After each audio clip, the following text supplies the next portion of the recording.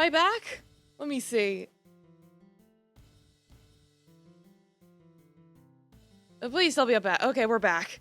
Alright, yeah. No, seriously, OBS just froze on me. OBS be like, I heard you talking shit, and it froze on me. Alright, I guess I'll go fuck myself then. Anyway, we're just gonna move on. As I was about to say, how's my audio sound? It sounds normal, right? I hope it does. Yes. You tell Taffy he had a fluffy butt? Not right now. Sure. Eureka! We'll just go with these people. Sounds fine? Okay. Yeah, you wouldn't know, Cosmic, but don't worry about it. Yeah, downloading the new OBS update was a fucking mistake.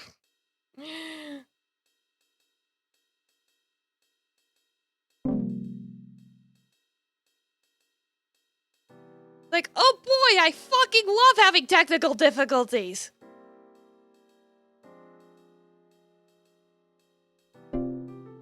That was a lot of people. Right. Yeah, if I remember, I just spent the first round cooking. Yes. Yep. I agree. Yes. Oh. Like, they can clean out everyone next turn. Oh, and I have to make sure they pick it up.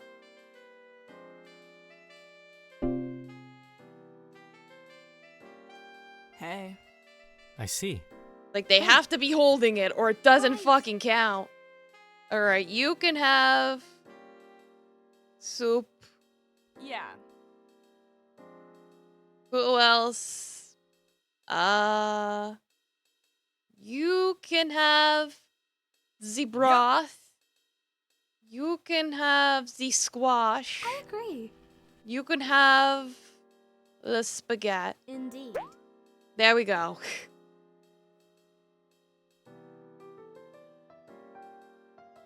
And then they all go back.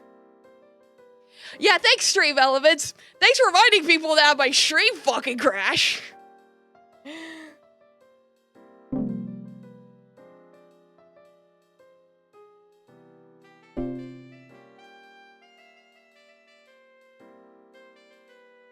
In fact, it's like... Right. Yes. Waha. Yes.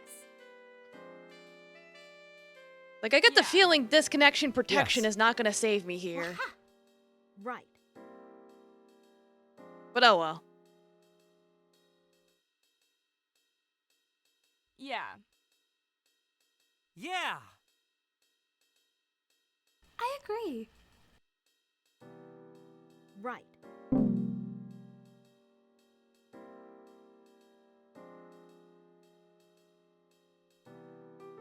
Oh well, it's like at least I have my soups. It's just me and my soups.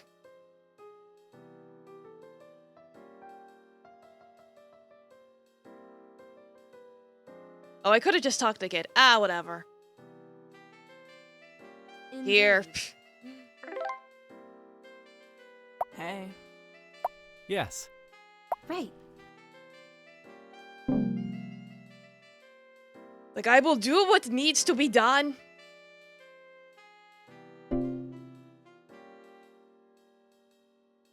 Uh-huh. Yep. Mm-hmm. Yes. Yep. Have your spicy soup, little Hey. boy. And she can Hey. rest. Yes. Yeah. Mm-hmm. Yep. Oh wait, did I just make a dupe? Oops.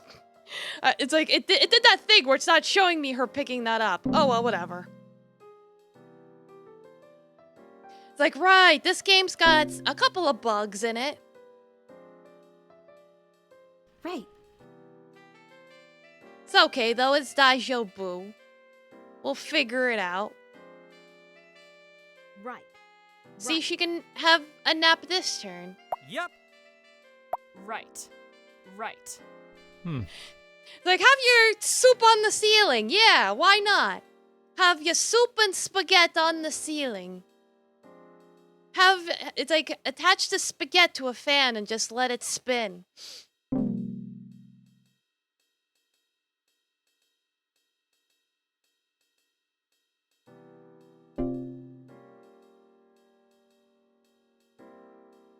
It's like, what could go wrong? Probably everything, but don't worry about it. Uh-huh.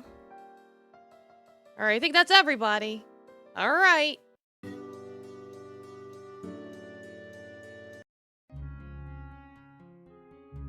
Alright, so let me get a... Pet the dog.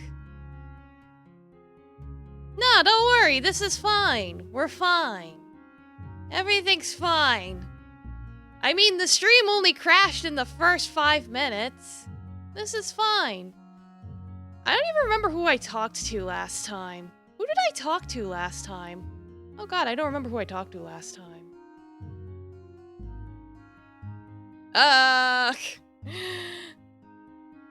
I'll just start over down the list, and whoever is like, you're missing a thing, I'll just go see him twice. A shady-looking guy enters the tavern alongside 2 of his companions.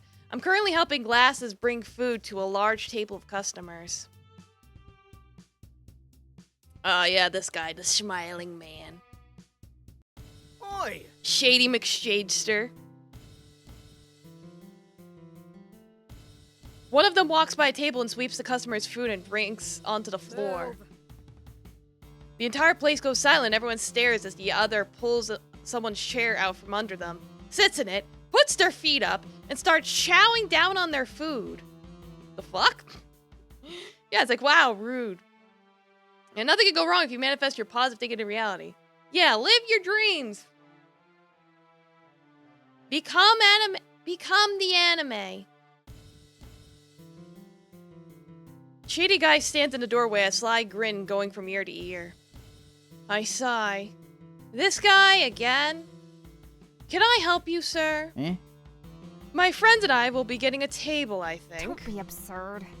One of your friends is throwing food on the floor, while the other is slurping down someone else's beer. What the fuck? That should be, like, illegal. Junia walks up behind me and puts a hand on my shoulder. Don't worry about these jokers. I scared him off once. I can do it again. What? You didn't scare me. I just made a tactical retreat. His friends snicker at him. Unbelievable. Oh, be quiet, you two. Why should they? I'd laugh too if the person bossing me around was an utter clown. Shut up! I look at the customers I was serving. They're visibly uncomfortable. Keep your cool and call the guards. Yeah! I turn to Glasses. Glasses. Glasses, I'll handle your table for now. Could you please get the guards? Okay. Glasses nods and runs off. Security! Come on! No, we don't need the guards. We could take these chumps. Please, wait. Junia, please return to your station. Listen, sir, you and your friends have approximately 2 minutes and 46 odd seconds to vacate my establishment before you're forcibly and lawfully removed. Now it's more like 2 minutes and 32 seconds, but who's counting? Shady guy's eyes go wide. His companions start backing towards the door. Okay, chill. We'll leave. Jeez. Shady guy and his posse leave. You. And what the hell are you bringing the guards into this for? We could have handled Now them. listen. They could have been dangerous. And the dude just threw food on the floor. It's best to let the law do their job. That, and I'm not witty enough to make them go away. Purse their lips. I'm going to choose not to respond to that. Junior returns to behind the bar. Oh no, I think she's mad. No! I fucked up! I'm sorry I wasn't witty enough to come up with a better solution! Yeah, she's a dumb... Oh, you call the cops a signal you're not willing to play the criminal's game. Yeah, but you know, she's a bit of a rebel, so she's like, we don't need the police. I can lay down my own laws, and it's like, girl... I know you can, but it's like, sometimes you need sometimes it's not the smartest choice. You don't know if one of them's got a gun. Alright, to the docks. You. It was a normal night for me while I was just wandering around aimlessly, taking a peaceful stroll around town. Where could that boy be? I made him a perfectly nice meal and didn't come home to enjoy it. He's never one to miss a meal. That's how I know something's wrong. When I look up, it's too late. I bump into an old, mumbling man, and he's almost thrown off balance from the sudden impact. Oh. Sorry. Oh, please. Sorry, I'm in a hurry. You seem like a perfectly nice bucko, but you also seem off in your own head. It's like, the feeling's mutual? You should watch where you're going. Whatever. I don't want to bother you, but you seem agitated and you're not going in any clear direction. Are you lost, sir? Do you want me to take you home? Take you back to the nearest nursing home? Well, You're right, I am agitated. You see, my nephew didn't come home tonight, and I barely know where to look to try and find him. I worry about that boy. What happened to your nephew? yes. Usually he comes home at sundown in time for dinner, but he still hasn't arrived, and it's unlike him not to send a notice. It seems. He's been getting into a lot more scrapes than he used to recently. I'm worried he's in danger. I see. I see. Can I ask for more info about you? Your name, where you live? Just call me Basti. I live by the docks. Oh. The docks? I know someone from there. Maybe you can help us. He said nephew, so that might be his uncle. Basti and I make our way towards the docks. I only know one person who might know their way around, Dante. Making our way to the warehouse where Dante trains, we find it empty. Strange, he's usually here around this time. I wonder where he is. Bucko, do you smell that? Smells like... boy? Smell what? Well, Never mind, I'm sure it was nothing. Basti and I continue to look around for Dante. Stumbling in the dark, I walk into something wet and red. Beneath my feet was a pool of blood. What? What?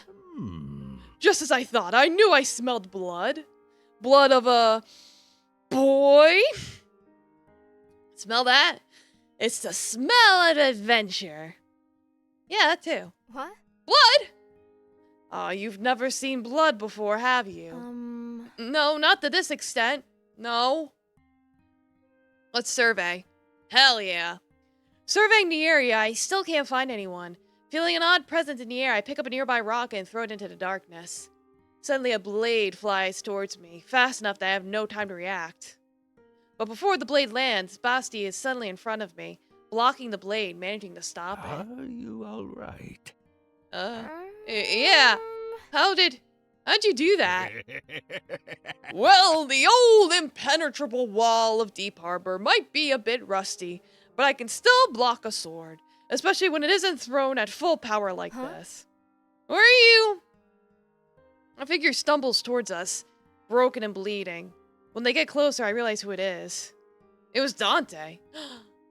Seeing my friend, I immediately rush towards him as Dante falls into my arms. No.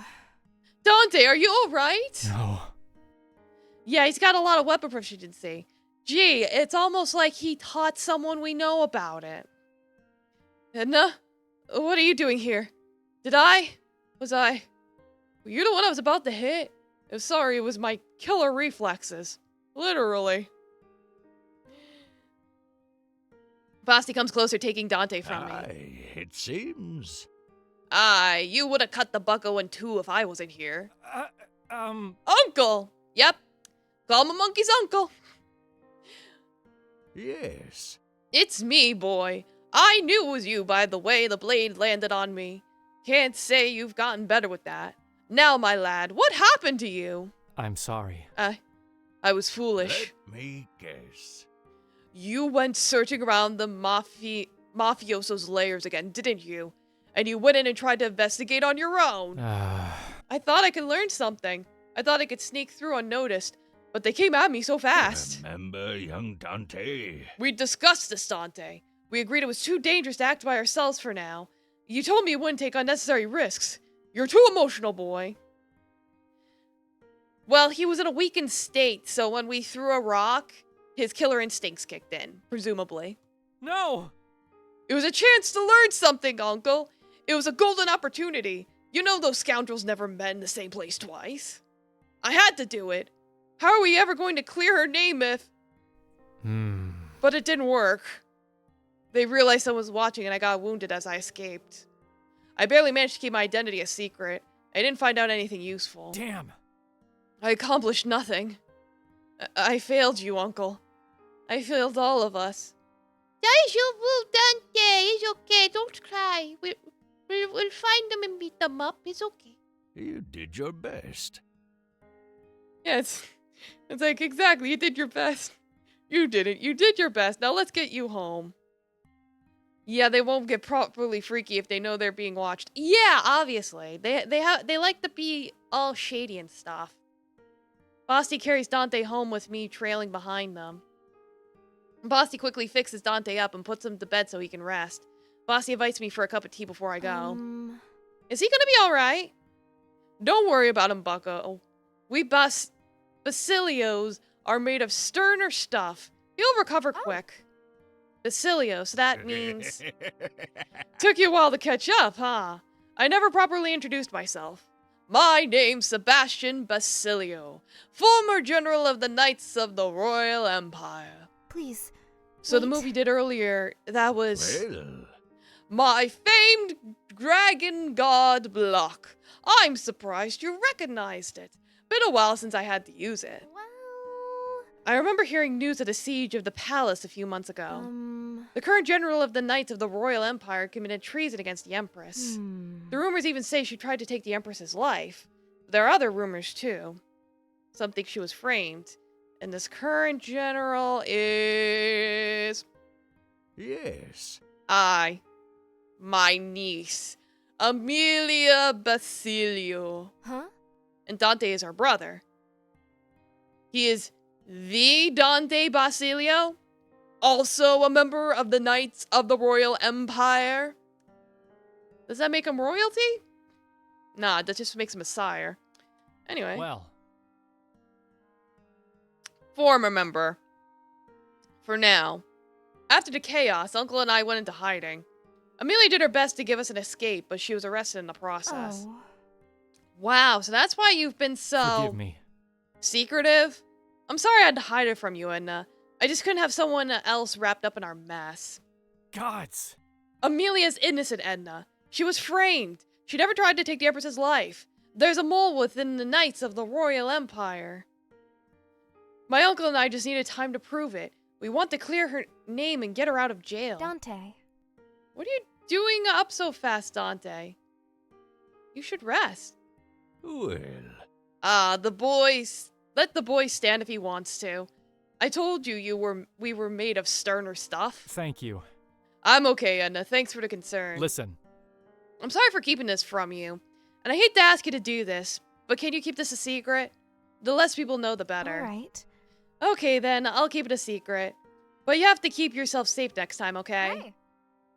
It'll be hard to find another bartender if I lose you. So stay safe. Deal? Deal. Like, alright.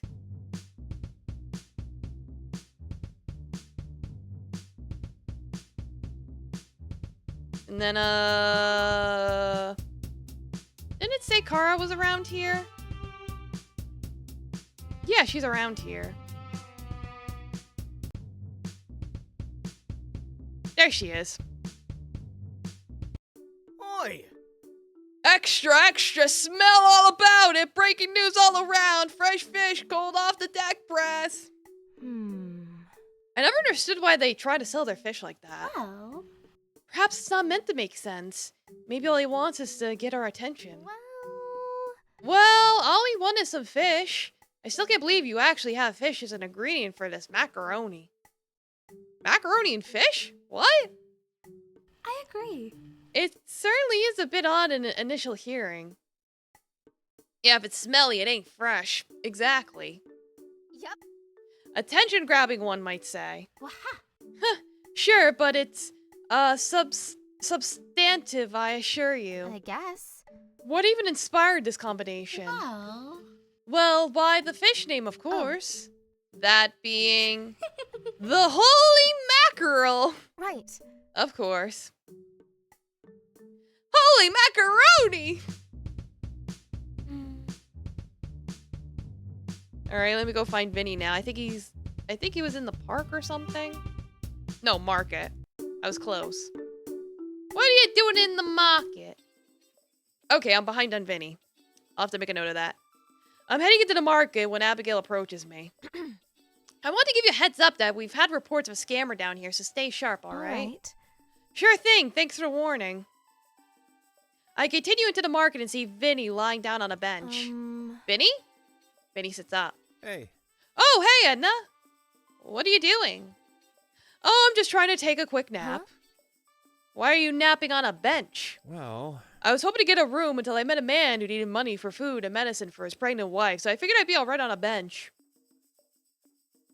Was his name John? Did you point this guy out? yeah. Yeah, he's right over there. See how happy he is? I look and see a man gambling at a card table. Damn it, John! Oh. Oh, Vinny. Huh? What? That guy scammed you.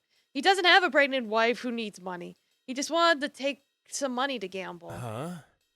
But why would someone do that? You're telling me people lie? For money? Vinny is going to get himself in more serious trouble if no one tells him the truth about people. Domo Doom guy, welcome. Yeah, he made the same mistake as Nishiki. Yeah. But yes, welcome. It's like if you're wondering why the runtime looks weird, it's because OBS crashed in like the first 5 minutes of the stream. So that's probably gone forever.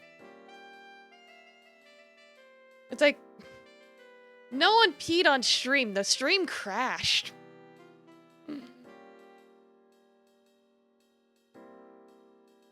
Oh, you were in a different stream? That's terrifying. In nature, there are predators and there are prey, right? Yeah, it's like I put 2 and 2 together. Of course. Well, sometimes people are like that too. Huh? People will hunt and eat me? No, not usually anyway. Unless they're cannibals. But that's not the point. What is the point? Yeah, 2 plus 2 is 22. That's the exact logic I used. Some people take advantage of other people. They see a nice, kind person try to use them for their own benefit. So that guy is like a wolf? Yes.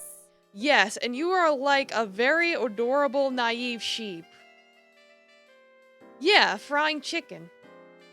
I realize, yeah, because it sounds like you're frying chicken. I realize I called Vinny adorable and blush profusely. Vinny doesn't seem to notice. So what did the sheep do? Right now, the sheep is going to take some money from me so that he can sleep in a bed instead of a bench. You think so? Are you sure? As long as you don't give it away to any strangers. Deal!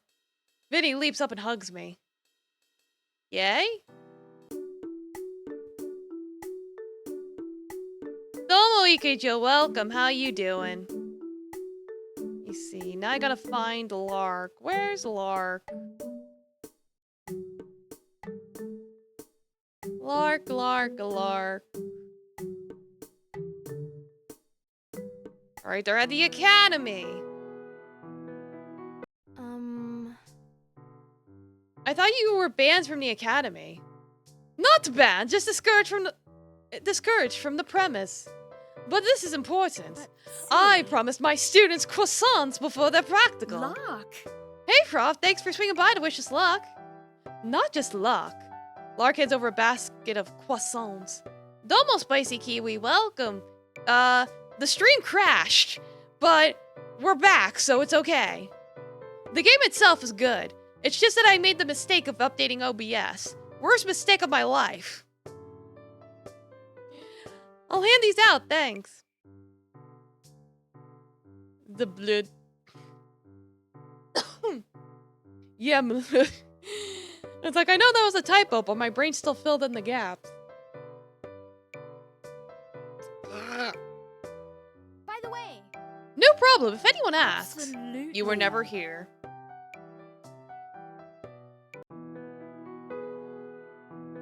Like, did I get a croissant for that? Hell yeah, I got a croissant! Yay! Did they swipe it on purpose? I don't know. I think it's theoretically possible to get it wrong. I feel manager decided to do maintenance right in the middle of mine 2 nights ago. Yeah, it's like... Scuff do be like that sometimes. We'll have to see what the damage is after the stream, but considering it happened at the very beginning, I may not even bother salvaging it. It might not even be worth the time.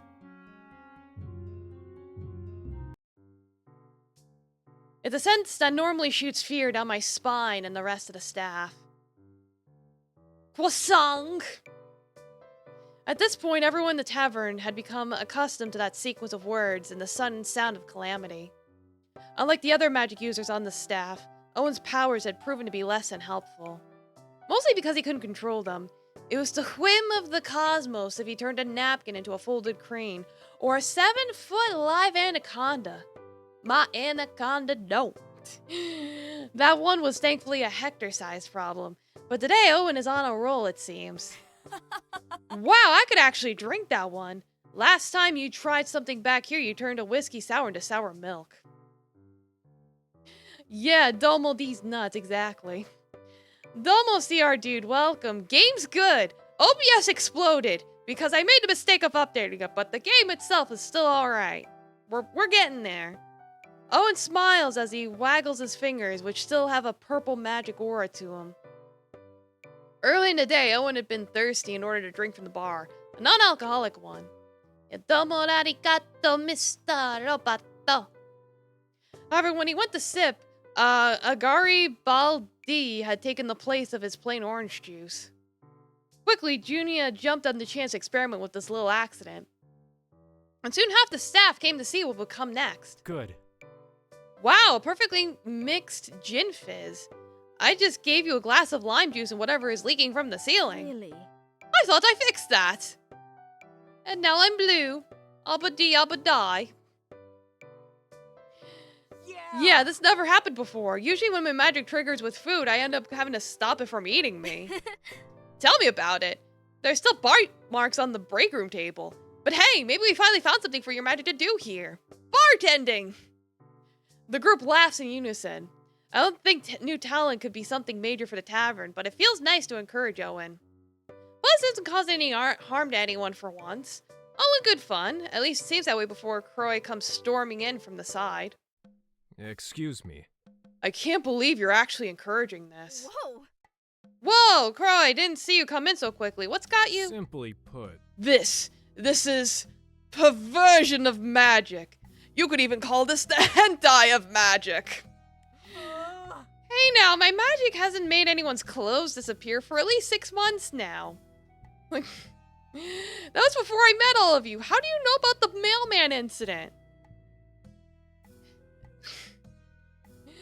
Absolutely not. Like, Owen, please.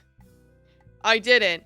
But you only proved my point further. You're a walking safety hazard. Everything you do with your magic has the chance to set this entire place on fire. Yeah, getting sus with the mailman like, Owen, what did you do? It's like, you told on yourself, exactly. Yeah. Whoa, dude, just chill out. We're just having a little fun. I figured you magic types had the same feelings with, we are not the same! Crow's shouts sends everyone reeling back. If not physically, then at least emotionally. Emotional damage! He's never shown this much anger before. Owen looks like he's about to shrink himself right into a stool. Now listen. Alright, that's enough. Croy, walk with me to the office. It's a short and quiet walk as both the staff and the few customers all look over to the cause of the outburst. Croy seems to just grind his teeth until I shut the door behind Don't be me. absurd. What was that, Croy? That was completely unprofessional. Simply put. It's unprofessional to leave a burning candle alone near a stack of papers, but having a person that can randomly summon fireballs is just fine. Unacceptable. That person is your coworker, someone who deserves respect. Excuse me. Who's respecting magic here? Apparently only me. The person who understands it the most spent his whole life trying to study it. Well, whatever I just rolled for, I succeeded. Something is causing his anger. I have to tread lightly here. Croy is already heated. But he needs to understand that whatever he's trying to achieve here, this isn't how to go about it.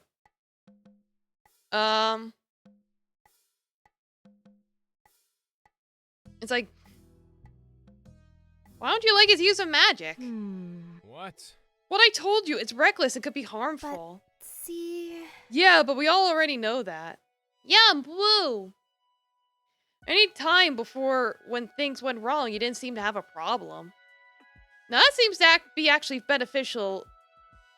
Now that it seems to be actually beneficial, you're throwing a fit. No. I'm not throwing a fit. I'm thinking of the big picture here. The tavern, the patrons, all things that are my job, all things we have dealt with through Owen's mishaps before, like 10 million times. So I ask again, why is there a problem now, Crowe? You wouldn't get it. Pull that out the big fucking baby eyes. Crowe goes to lean against the wall, arms crossed in the distance. Well, you're my employee. Help me understand your problem so I can help you. Simply put. You can't help me. No one here can. Not unless someone else has done the things I've done. I'm a wizard. Someone who has also worked their ass off since they could read to understand magic, who has had to scratch and claw their way into one of the best academies in the kingdom, who with no support has been fighting for research grants and job opportunities to fund their stupid dream of finally getting some respect in this world. Absolutely not. Someone who can't stand the idea of someone just being born with something he's worked so hard for. Crowe's face drains of anger as soon as the final words leave his mouth. The bubbling rage is now expressed through one clenching fist. It's like, I'm a mage. It's like, in more D&D terms, I'm probably more of a sorcerer. But it's like, like, yeah, if we're talking D&D, I would say probably maybe sorcerer. I don't know. I say red mage because that's just easier to explain. My flexibility. Domar Ditto, welcome. Yeah, I see. So you're leveraging your magical nature as a kitsune for spellcasting. Yes, exactly. Yes, I do play D&D. I've played D&D. I've played World of Darkness. I've played Shadowrun. I have not played Pathfinder, but I am open to it. Wink, wink, nudge, nudge. So yeah, I've played a lot of tabletop. But yeah, clearly Crowe's got issues of the whole hard work versus talent standing. Yeah, I have DM'd for D&D before. Yeah, with you guys as players. And in other occasions. You made an overly religious wizard. I simply stand across from him, their face showing no emotion. Crowe falls back against the wall, his words meaning finally catching up with him. I know it's stupid and selfish and vain, but when I see him succeed like that without even trying, it makes everything I've done feel so pointless. Now listen. You've done a bunch of D&D, no Pathfinder, but you've adapted. Fair enough. Like, the nice thing about D&D is that it's very homebrew friendly. You know, life hasn't been easy for Owen because of his powers. In fact, quite the opposite. I suppose. I know. Having to prove every step I've taken in my studies wasn't some fluke or fake has made me jaded. Made me resent those with natural gifts, I suppose. There you go, saying it out loud. It was a necromancer and you punched a lot of people. My first D&D character was a cleric diva. It's like my first experience with D&D was 4th edition. That had to be... Oh god, that had to be like a decade ago. At least, maybe more. Maybe even 11. Or 12. I guess I really am the worst of my type. The know-it-all who crumbles the second he sees someone better than them. Why are you taking my hat? Don't be absurd. No one is better than anyone here. You two use the same thing in widely different ways. It's like saying a painter and a street cleaner are the same because they both use brushes. It's like, yeah, if you're interested in tabletop, I would recommend it. Though it's like, might be difficult to set up. There's a YouTuber that does guides. Yeah, there's a lot of YouTubers that make guides. You're you, Croy, the brilliant wizard who's done more than enough to show off his talent. If not in school, then here, in my eyes at least. Yeah, it's like you gotta have fun people with you. Yeah, it is a combination of math and imagination, exactly. Oh, and succeeding doesn't mean you're doing anything wrong. I see. I see now. I'm sorry for my outburst. It was truly unprofessional. All right. Apology accepted, but Owen's still waiting on his. Go out there and show just how mature you really are, scholar. Oh well. Now you're just trying to rub it in. Gotta make sure the lesson sticks. We share a laugh as we both exit into the dining room and make it towards the bar. Alright, cool. I could talk to like 2 more people. I could talk to Glasses and Frankie. Where are they?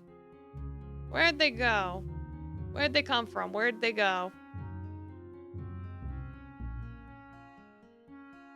Well, yeah, Baldur's Gate 3 is literally a D&D video game. Like, for real.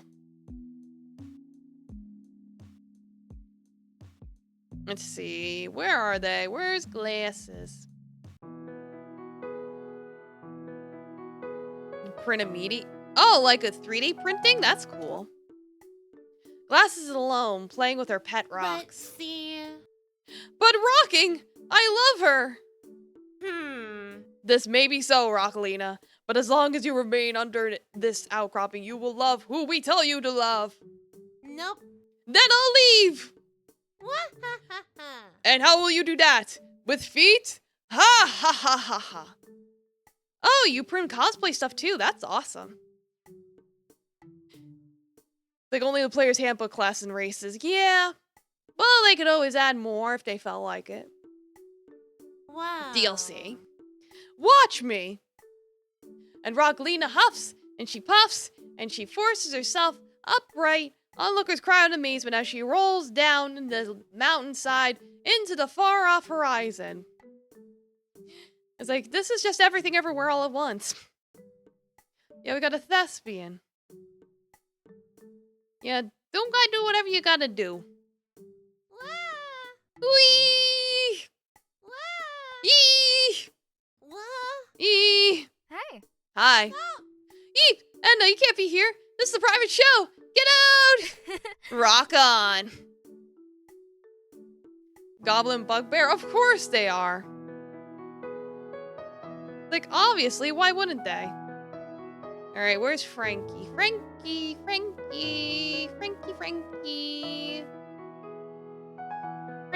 Franker. Frankity-froo. There he is.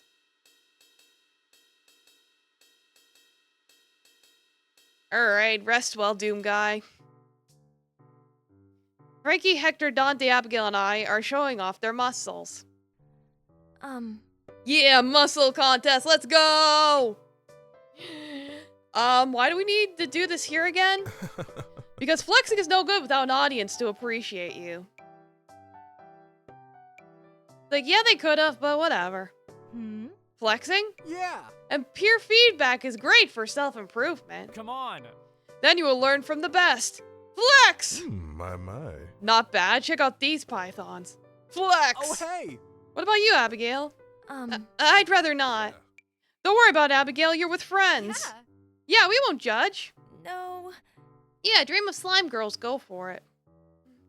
It's not you I'm worried about. Oh, come on. Come on, we know you're putting in the work. Besides, I need to measure myself against standards. Well. Yeah, head pat the slimes. Give them a nice little massage. You could just measure yourself against who you were yesterday. Profound. Shut up, Edna. I suppose. If you insist. Just this once. Flex! Wow. Yeah, I have some robots too. Whoa, you've got to be the buffest woman I've ever seen. Oh, thank you. Yeah. You're all awesome. Hector's a massive bodybuilder. Dante's lean and snewy. And Abby's strong, but still feminine. Right. And you're right up there with them. Bonk. Thanks, boss. Flex! Flex, flex, flex, flex.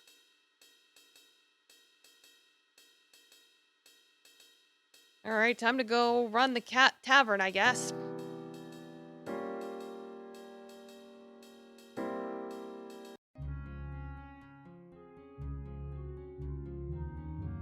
Oh, why am I yawning? Management time! Ah.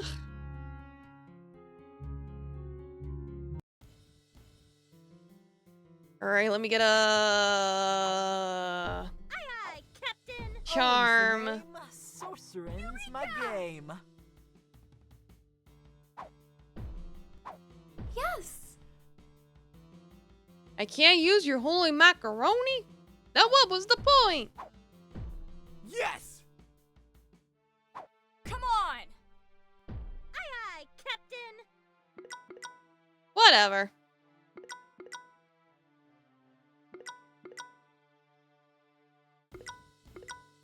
I think out of everyone, her soup is worth the most, I think.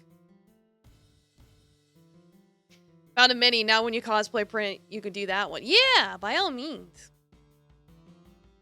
Have fun.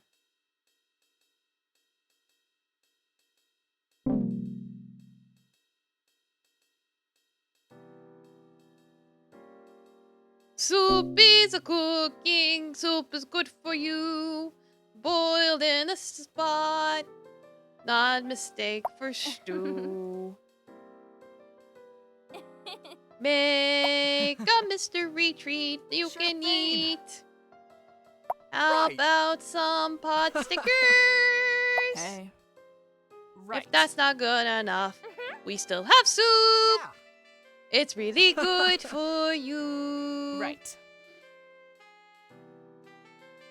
Yeah, if you're comfortable with it, you are free to post your cosplay pics. If you're comfortable with that, of course.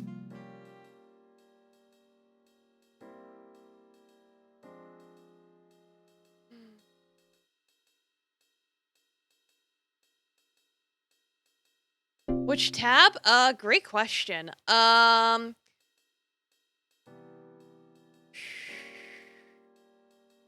If it's an anime cosplay, maybe weeb shit. If it's general, if it's like something else, maybe gaming and media, I don't know. Whichever tab you think would be most appropriate.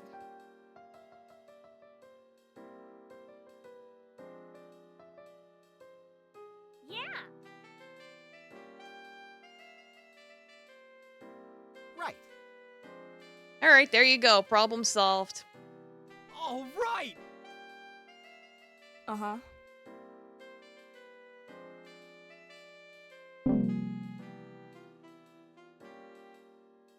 Soup, soup, soup, soup, soup, soup, soup, soup, soup, soup. Cooking the soup. Soupity, soupity, soup, soup, soup. Sure thing. Yeah? Yeah. Yeah. I suppose. Hey. Oh yeah, meme and art would be a good place. Yeah, actually, that's another option. But really, either one of those works. I don't think there's a wrong Yeah. answer, honestly. Hey. Probably the only wrong answer would be food and pets, unless you think of yourself as a snack.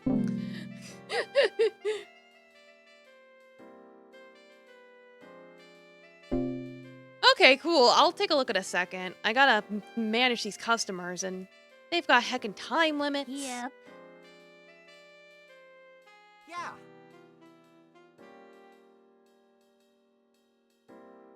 I suppose.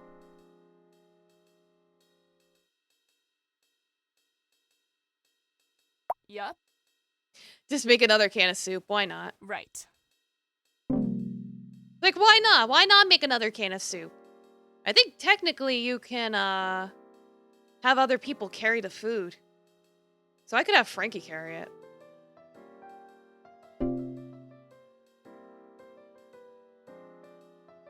All Yeah, he right. can carry it. Yeah? It still counts! Woo! Yup.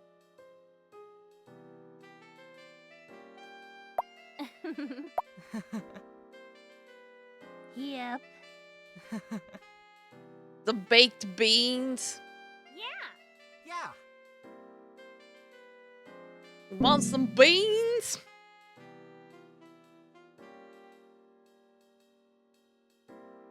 Who doesn't love some nice beans?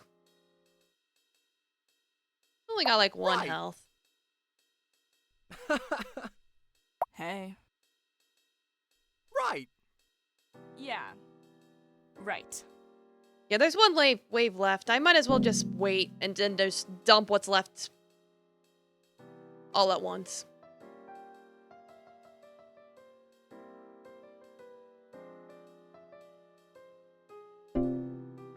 Yep. Yeah. Yeah. Yep. And there you go. Easy peasy. Idea for an accessory suited for a dapper ghost. Oh, really? It's like, what would you give the ghost? Alright, I cleared it. Let's take a look at that picture. Ooh, that's cool. Oh my goodness. I like the mask. That's cool. I like the Kirby you have on your shelf. I like that. That's cool.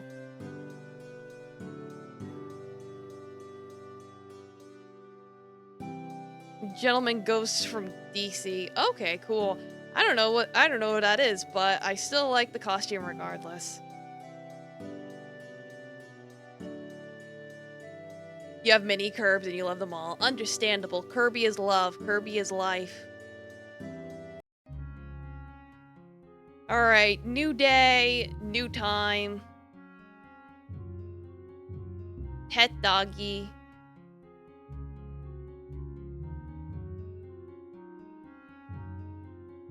Alright, where did I leave off? Okay, I think I need Naomi, Owen, Abigail. I also need to get Vinny's thing up. I need to catch up on him. There we go. Kirby's scary? Yeah. Edna? Hmm? I mean, he can consume all. That can be quite scary to some. Like, there's no limit to what he can consume. Hiya! What's up? My boss is here. What?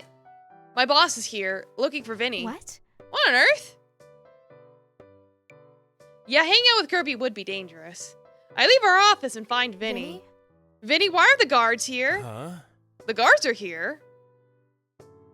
Yeah, I too would hang out with Kirby. We could go get strawberry cake together. I sigh and take Vinny to where Abigail and her boss are standing outside the tavern. Hello, sir. Hello, sir. How can we help you today? Is this Vinny Pascual? Hello. Hi, nice to meet you. He's only 20 centimeters tall. He's so small. Vinny offers his hand to shake, but the captain doesn't take it.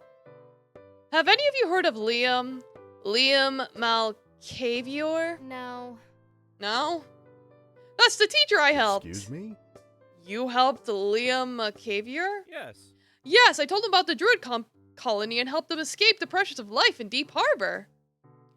Were you aware Liam Malcavior is wanted for theft and destruction of property in Deep Harbor?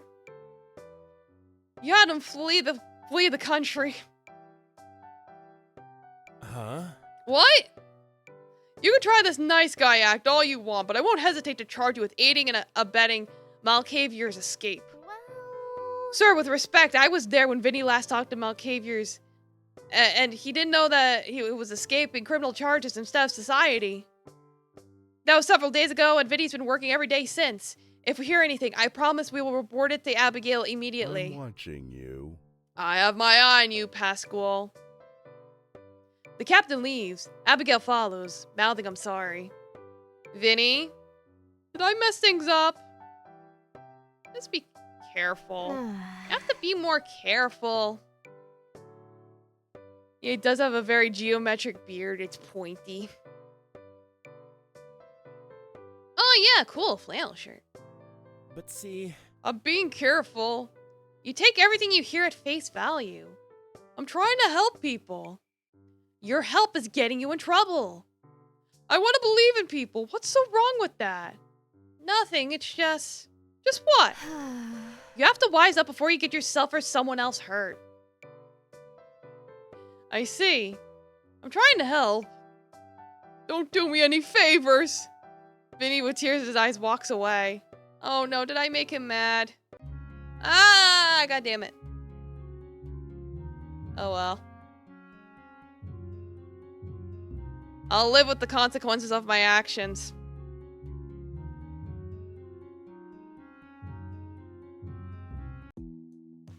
I don't think that one event with glasses counted, so let me try hanging out with her again as well. Glasses!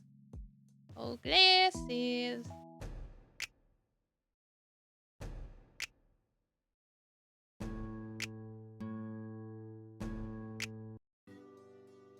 There we go. Glasses and I are on the castle grounds. I'm craning my neck to try and see inside one of the windows. No. I guarantee you that they have all these suits of armor lined up in the halls of the castle. And if I was just a little taller, I could prove it. Nope. They don't. Ooh. How would you know? Dining with the Empress often, are we? Just the one time. It's surprisingly empty inside. My eyes grow wide. Glasses realizes what she said. But see. I mean, the citywide banquet, and I've only been to I one. see. The Empress comes outside for the citywide banquet. It was raining. Right. Oh, come on. What?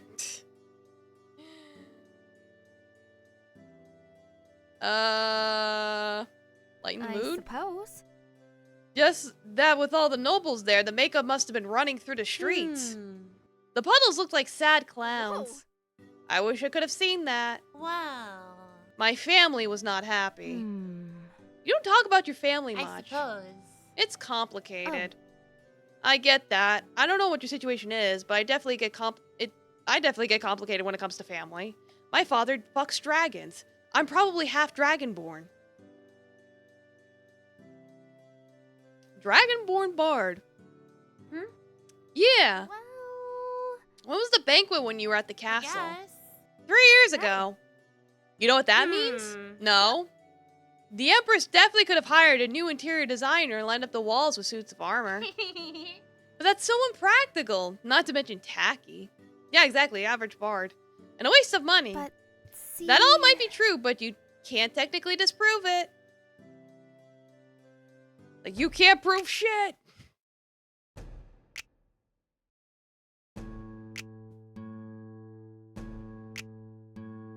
Alright, now we'll go look for Naomi.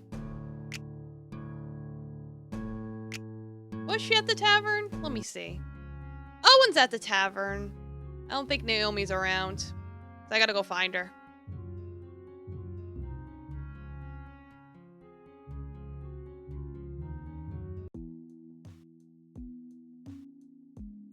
Oh, I saw her around here somewhere.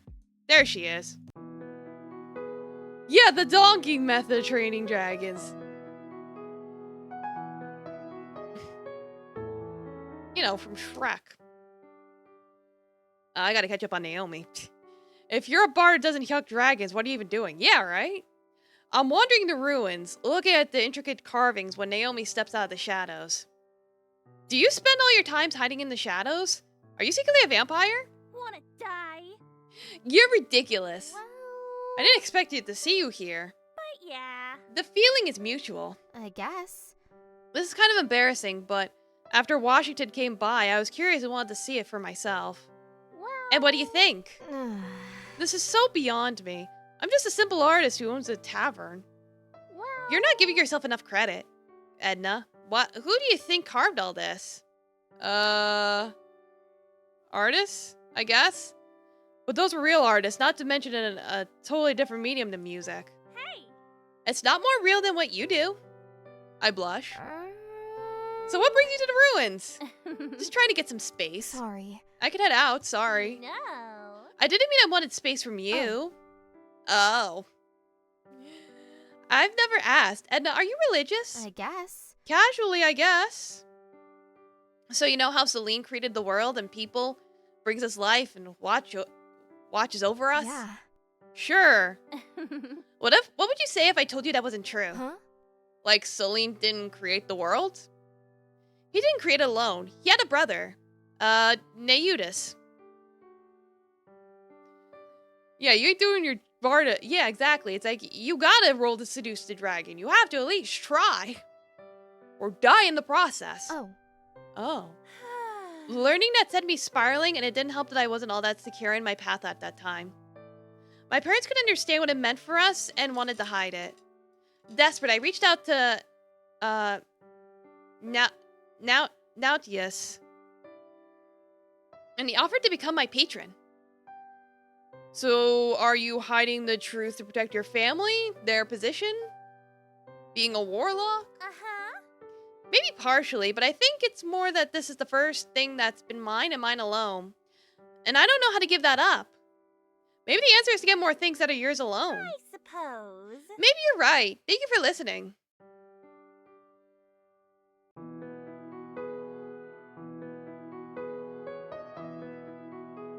Like, alright, and then Owen was over here.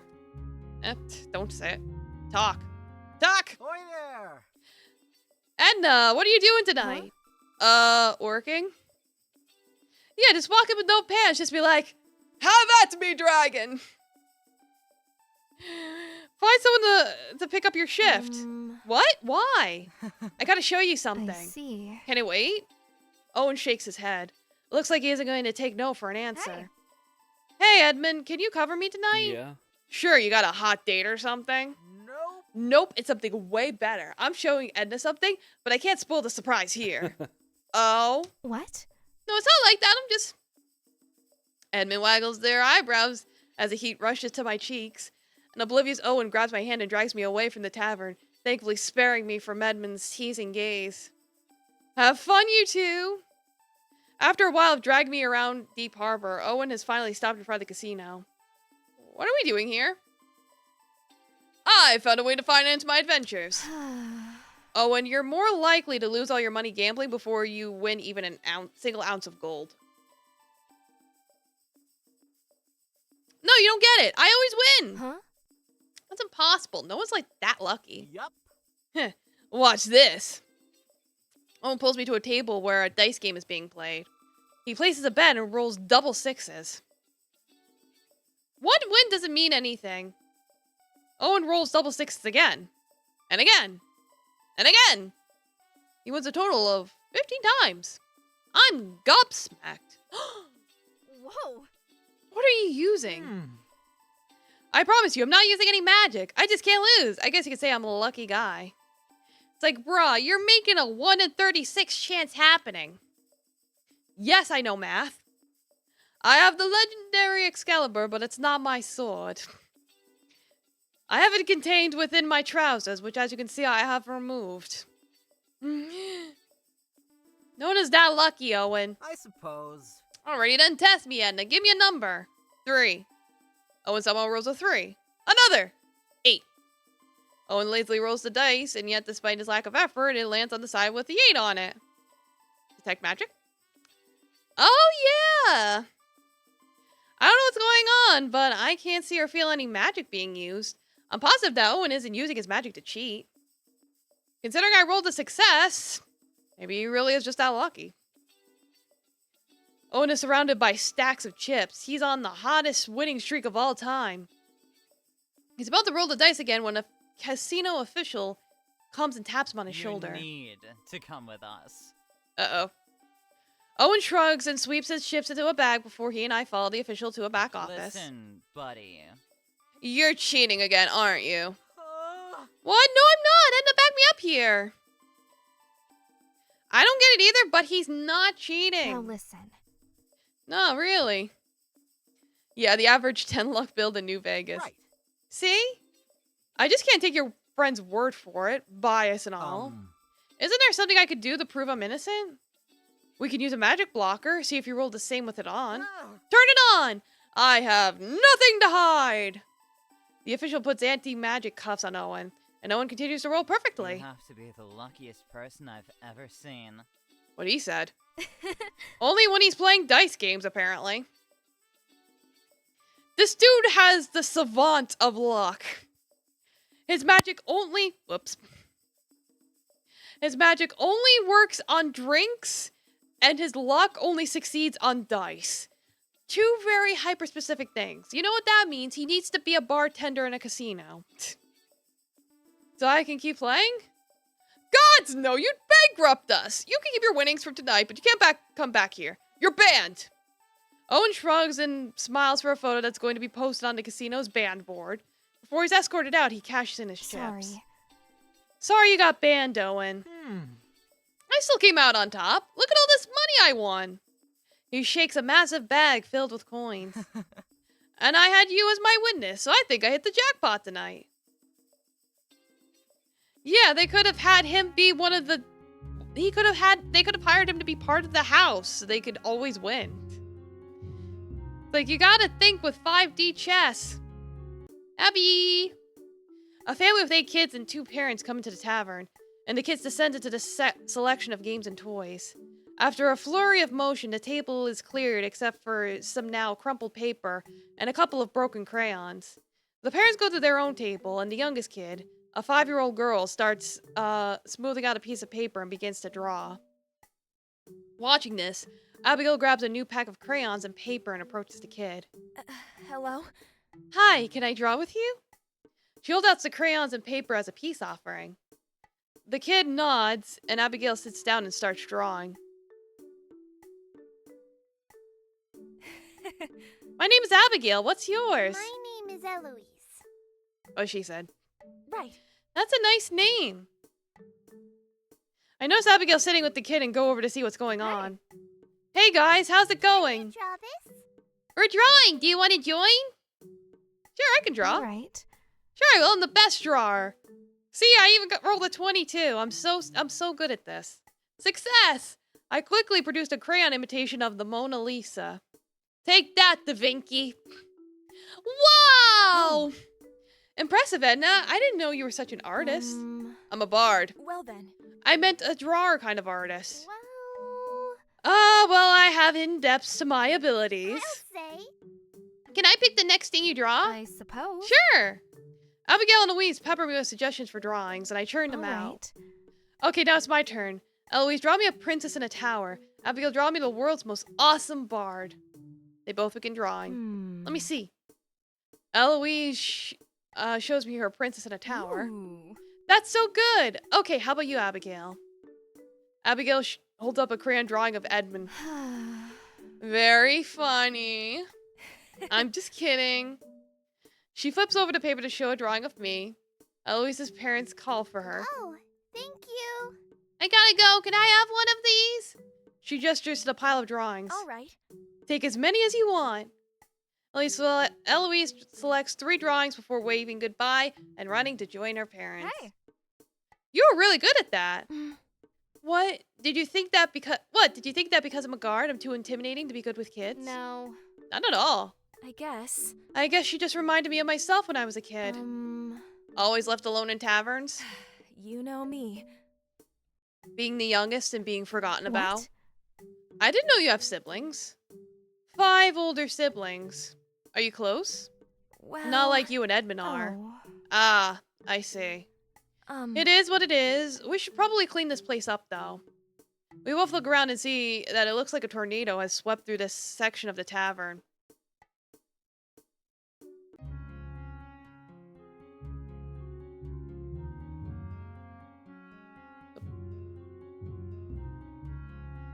Right, I gotta go to Hector. Hector here. Even though it's a slow night, they don't need the help. I'm also having a slow night and need something to do. Though as the door to the tavern opens, I feel as if my night is going to get more interesting. A group of men walk in. Tough, rugged, covered in battle scars. They've seen real fights. Real battles. They walk up to the bar and one of them speaks. Well, Can I get a round of beer for all of my men? This is what a real fighter looks like. We just fought a good real fight in the arena and won. Unlike those pansy wrestlers. I'm walking here. The group of men laughed, and I saw a kid sitting with his family nearby. The kid was wearing ACW merch, and it looked like he was nearing tears. I could hear the kid talk to his family. No way. Those men are so rude. ACW fighters are amazing. It seems like I wasn't the only person to overhear because the group of rugged men turned around to face the kid. What? What did you say? The kid stood up, looking at the man. He was trembling. Nuh-uh. The ACW fighters are amazing. The group of men laughed, and I felt the air become more tense. Genie and Dante were both staring daggers at the men. And I felt that they were ready to move at any second. When you grow up, you'll realize they're nothing. Nothing but a bunch of poses. Just a group of pathetic men who are scared of a real fight. Who knows, maybe you'll grow up to be as weak as them! Did he just... like... Did he just, like, butt into the kid with his massive pecs? As the men said that, another man in his group stomps forward. Genie and Dante started to run over. The rugged man feigned a lounge at the kid to spook him. There were so many typos in that sentence. The kid stumbled back, falling onto the ground. Tears streamed down his face. The kid's dad looked at his son and then up at the men, pissed. Oh. Oh no, this is going so poorly. Ginny and Dante aren't going to let this fly. Yeah, that is the bodyguard orc that Kieran hired. Apparently he likes to wrestle on the side. While I'm thinking about all the worst possibilities, I hear a loud slam next to me. All of the men's beers are on the counter. And Hector stands next to me. Yeah. The ACW is actually pretty neat. Hector walks over and puts himself between the men and the child. Junior walks over to the child and I can hear talking to the family. Come here. Let's move you folks to a different table. Your meals will be on the house. The family nods and they move a bit further, though the kid's eyes are glued to the action. Dante puts himself between the family and the rugged men. Hey, you look familiar. The man got a lot closer to Hector, inches away from him. You some sort of fighter? Hector smiled, shaking his head lightly. No. I think you got me wrong. I'm just a fan. Just like how ACW fighters are fans of a different type of fighting. Listen. They love fighting just as much as you do. I wouldn't call any of them pathetic or anything like that. You're on. And if you think such of them, I'd be happy to prove you wrong. Hector looks the leader of the rugged men straight in the eyes, and there was a weird energy in the tavern. A fight was about to break loose. I approached the group, and Hector looked over at me. His face turned more neutral as he waved me off. It's clear that Hector doesn't want me to intervene. He's a big boy. I continue to watch from the side as I nod at Hector. A smile comes onto his face. He just looks up at the rugged man in front of him. Well, How you gonna prove me wrong? Right. An arm wrestling contest. You're on. Oh, hi, kitty. What's up, kitty? What do you want? What do you want, kitty? Oh god, I just realized I've been blue for like 40 minutes. Let me fix that. It's like I look at Kitty and I'm like, wait, shit, how long have I been blue? Me versus all of you. Yeah, I'll check my posture while I'm at it. I don't know if Kitty wants to ruin my posture. I guess I'm blue again now. Fine. This is the blue stream, I guess. Should I lose once, I'll pay your tab. Yeah. Should I win a single time? Yep, Kitty's gonna ruin my posture. Alright. Come on up, Kitty. Ruin my posture. Come on. Come on, kitty. Should I win every single time? You're gonna apologize to that boy. Listen. Here he is, pet kitty. Yay. Meow, meow. You're gonna make sure he knows you. Ugh. It's like Kitty's head butting the mic. One moment. Ugh, Kitty, stop. Gonna make sure he knows you were wrong. The group of men laughed. You want kisses, kitty? You want kisses. Mwah. Of course you can't ask us for a real fight. You're a coward. Ugh. Rhino, just Kitty. Kitty's being demanding. Are you sure you're not projecting? The group stopped and they all looked at each other for a moment. Get 'em, boys! Fine, you're on. The 3 men and Hector sat at the table where the kid and his family sat. The kid tugged on Junior's shirt as she was still near the table. He's a villain. Could you come over and watch with me? Junior's face softened and she nodded and walked over. Still a safe distance away, so the kid wasn't near any harm. Hector smiles and takes the first man's hand. You're on. 3, 2, 1. Immediately, Hector was able to slam the man's hand down on the table. A smile started on the kid's face. The rugged man looked shocked. This repeated for the rest of the men, and the kid was beaming. Hector stood up and walked towards the kid. He then looked at the rugged men. Well, You were going to say? They all got big old noses. What are you talking about? These are some Animal Crossing noses. I'm sorry. The AWC were not pansies. They just enjoy a different form of fighting. Yeah. Agreed, I'm sorry. The third man just nodded. The 3 men just left and Hector looked down at the kid. You're right. You were so cool. Thank you so much. Of course. Will I see you again?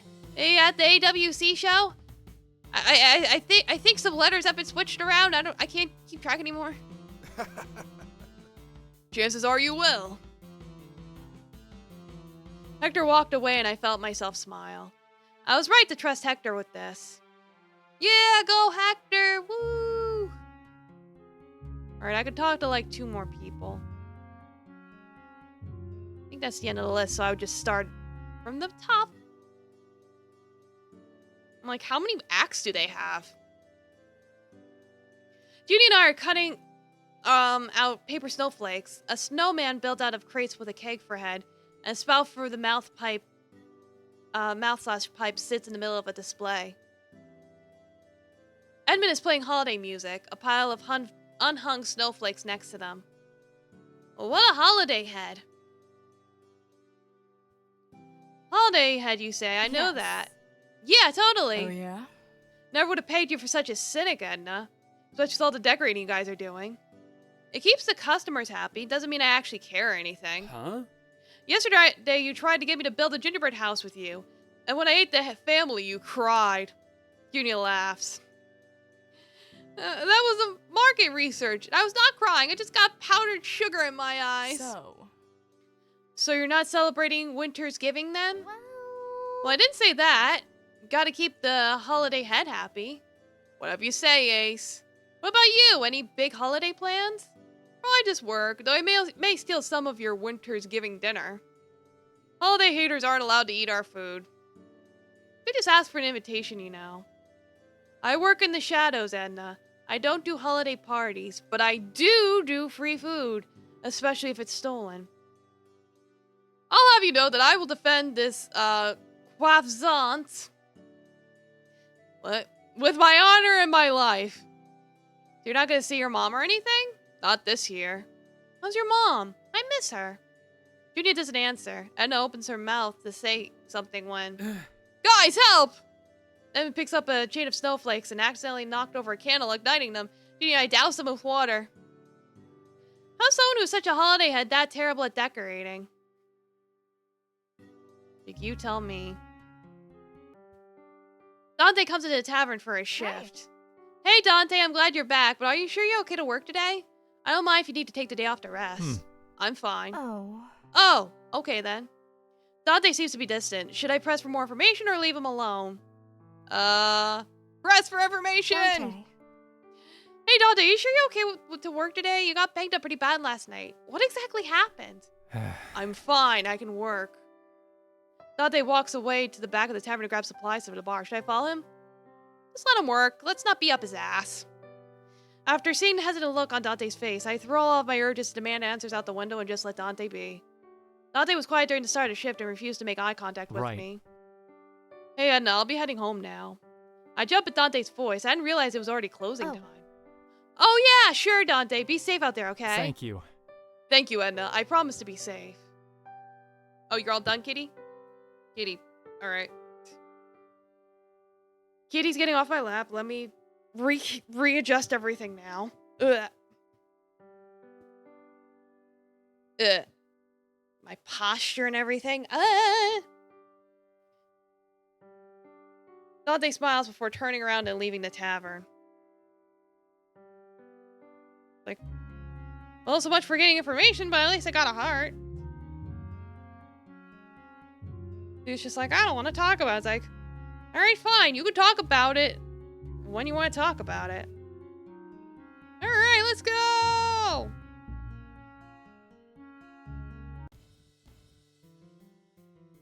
We need morale. Enter the Hector.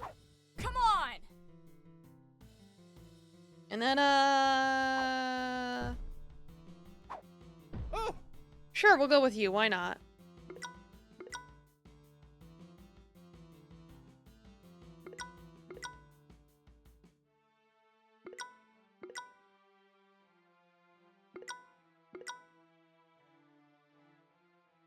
Alright, I think that's good. Probably. Need more double predictions.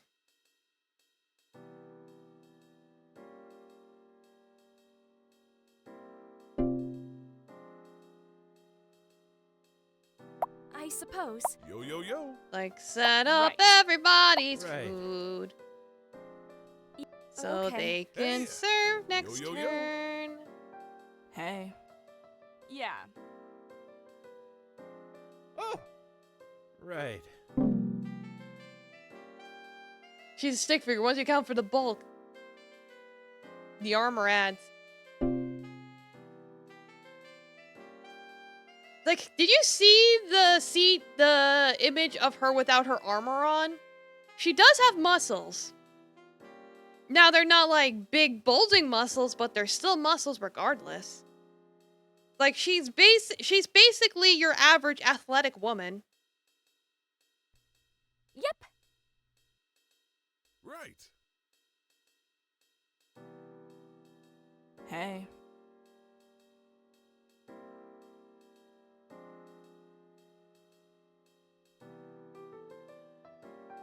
Yeah, it's like I think the armor's pretty thin then. Yeah. Whatever.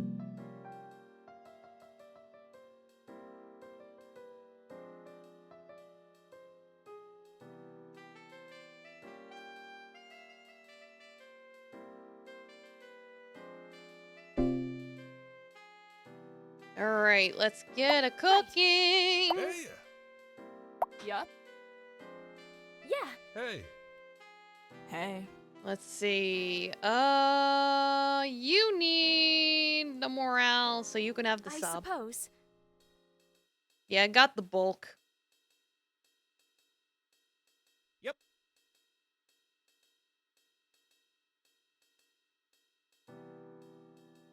Right. Hey.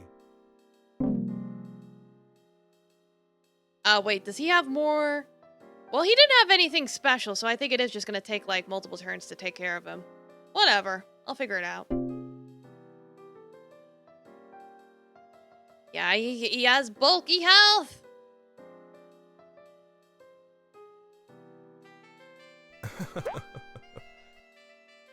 Ooh. Ah, goddammit, I didn't have him pick up the eggplant, I forgot! Ah!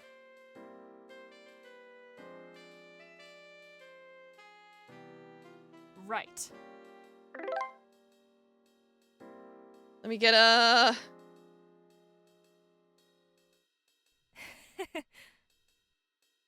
Alright, this is fine. We're fine. I may have messed up with the eggplant, but we're fine.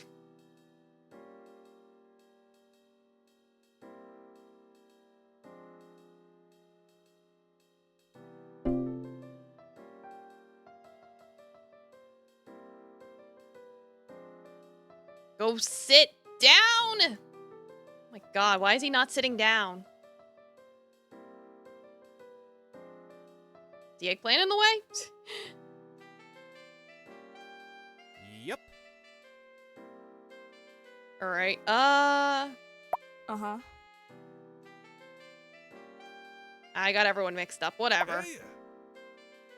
Hey.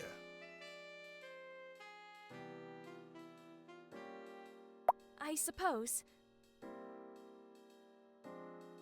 No, it's all spawning in the wrong places. Uh-huh. All around me are Yeah. familiar faces.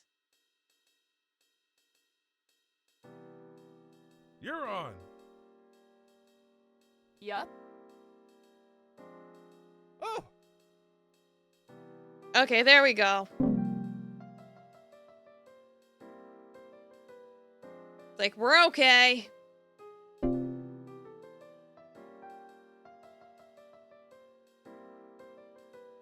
Deliver. Yep. It's not delivery. It's the struggle. I see. Right. There's one wave left, Yep. so I might as well just Yeah. have everyone rest, and then next turn I can try and finish everything off. We'll see.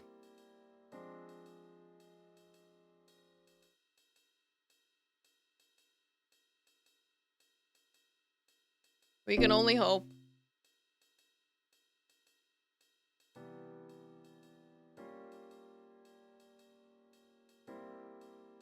You could just talk to him. All right. Yeah. You can deliver. You're on. Right. Right. Make sure they Right. pick it up. Hey. Soup. Hey. Oh. Eggplant. There we go. I even got over 100 this time. Yay! I did it! Woo! I don't think I'm ever gonna hit 150. I think that's impossible. Now, if items worked as intended and didn't, like, disappear into the void, never to be seen again, I probably would, but... But I'm making the most of what I can. That's all I can do, really. I think Naomi and Owen are behind. Let me go find them.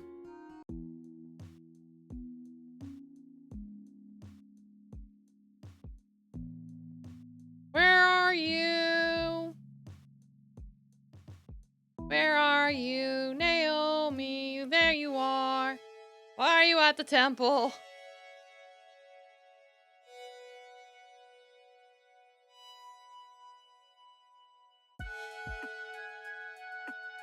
There you are. I hold a note that reads, "Meet me by the temple, Naomi." I walk up towards the temple and wait. After a moment, Naomi shows up. Hey.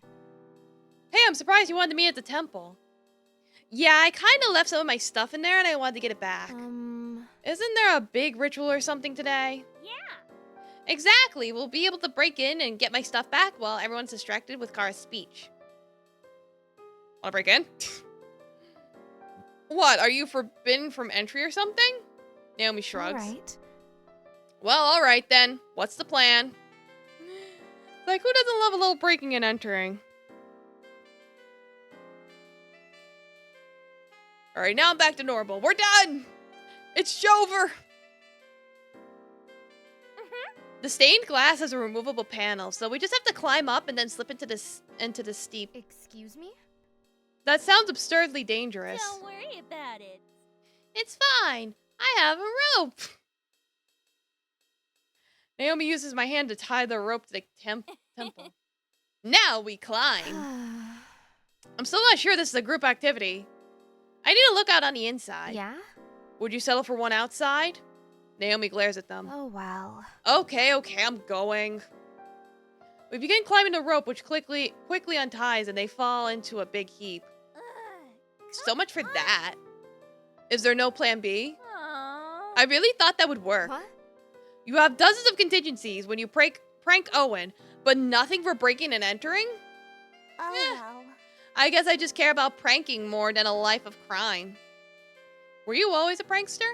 But yeah. When I was little, sure. I used to rain havoc on the weekly worship with Kara as my sidekick. Then we got caught and told off because it was improper for a future priestess of Solene to behave in such a manner. I see. They were pretty hard on her while you two were growing up, huh? Yeah, but she was never meant to take over the priesthood. What do you mean? As the most divinely proficient daughter, it was all set up for me. 2 decades of everyone telling me all this stuff I was destined for, but I think part of me always knew it wasn't for me. Did Kara want to be head priestess? I'm not sure. Sometimes I worry I robbed her of the chance to do something else. Don't be absurd. You both deserve to have the futures you want. People rarely get what they deserve. Yeah, right. Come on, let's get out of here before the worshippers come out and catch us. Like Naomi out here spitting bars. Spitting out facts. Where's Owen? Owen! There you are. Owen is working part-time at the blacksmith. Hey. Hey, Owen's not bothering you, is he? No, you won't. Owen? No, he's rather handy, actually. Fire! Hmm? A little loud, but handy. Hey! Ed, did you know we get to use double-acting piston bellows to make sure that the forging fire is hot enough? Mm-hmm. By the way, And did you know the melting point of iron is 1,538 degrees Celsius? They really have to get that fire going. Fire!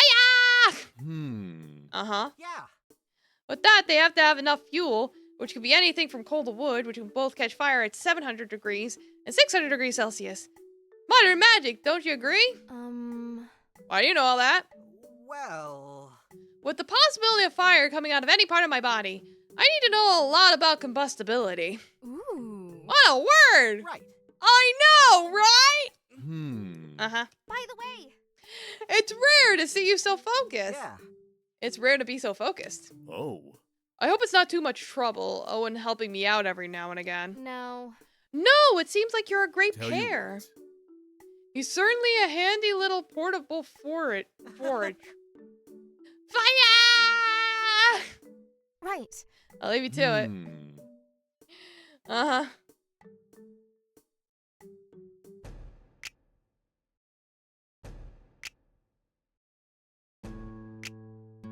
Alright. Fire! I guess I want Kara and Vinny now? Vinny's over there. Is Kara around? I forget where she be. Let me see. Nah, I think she's out.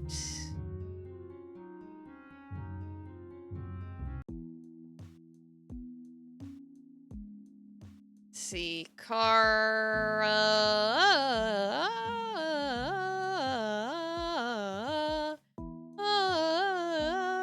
She's at the theater. Okay.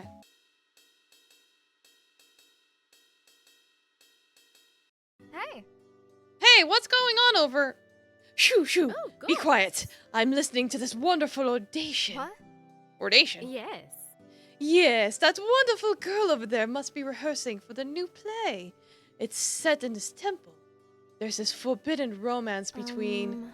actually, there's no actor. That's Kara. She's a real priestess. Incorrect.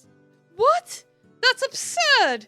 What priestess would stand on a box all by herself and talk out loud with no one around? Yeah, that would be pretty sad. She might be a little crazy. Oh. Oh, hi, Edna! Hey, Kara, keep up the good audition. I need to start paying more attention to what the student looks like out of costume.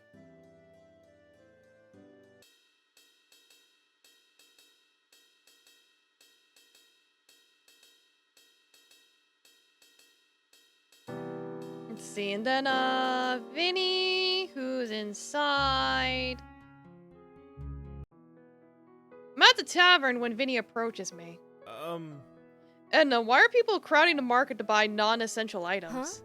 What do you mean? Well... Well, this morning I saw a man buying several children's toys. The other people also not buying food or supplies. They were probably holiday shopping. Holiday shopping?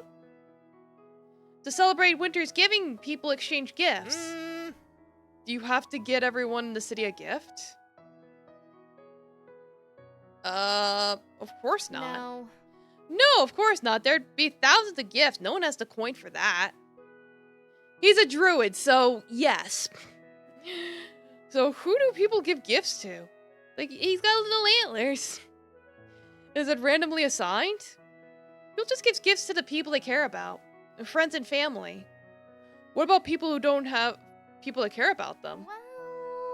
Well, sometimes people organize charity events to get gifts for people who can't afford or otherwise wouldn't receive any. Ooh. That sounds nice. It is. So what makes a good gift? Heartfelt. Something heartfelt.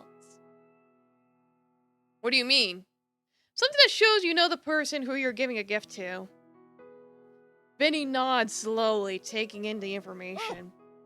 I have to go holiday shopping. Bye, Edna.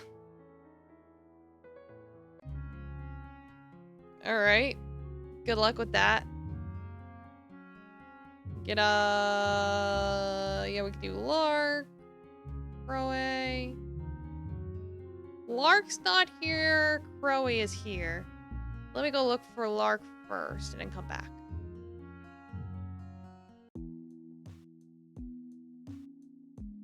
Lark. Oh, Lark.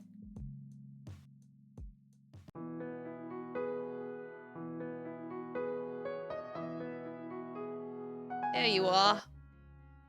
At the academy, Lark is looking around, skittish. I follow behind. Thanks for coming with me to pick up my paycheck and clear out my office. I'm so glad. Happy to help, though I'd probably be more helpful if I knew who we were hiding from. Washington, my dear. I imagine that would be me. I turn around to see an imposing figure. Hello, Professor Medina. Or should I say Lark? I haven't seen you since the hearing. Oh. Dean Washington, how goes the mechanics wings reconstruction? If I may. Dean Washington, I heard something about a final paycheck. Indeed. Of course. The Dean hands Lark a check. By my calculations. Our reconstruction expenses were deducted, of course. This is for 3 copper. Indeed. Don't spend it all in one place. Right, well, we'll be clearing out my office I'm then. afraid not. I wouldn't bother. What? Hmm. It's already been collected. But see. That's my work! My plans, my prototypes! I'm afraid not.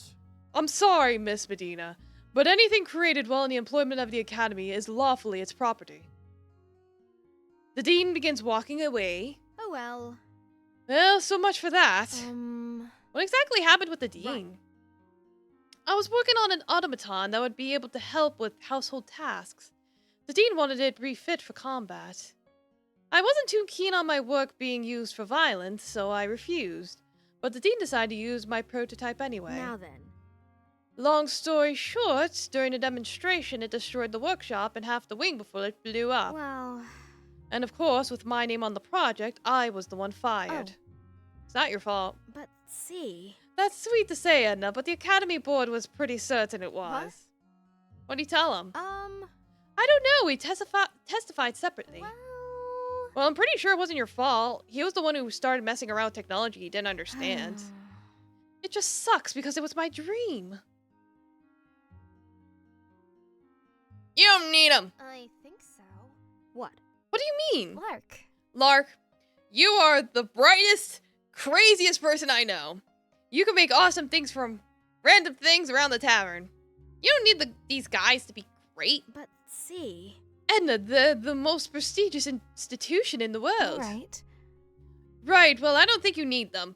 But if you feel like you do, you just need to win them back. Win them back how? Now listen. Make something so amazing they have to rehire you. Edna, you're brilliant! She kisses me on the cheek and dashes off, leaving me blushing and confused. Wow. So bold.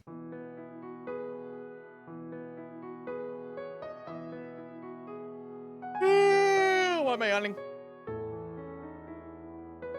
Yeah, so back to Croy.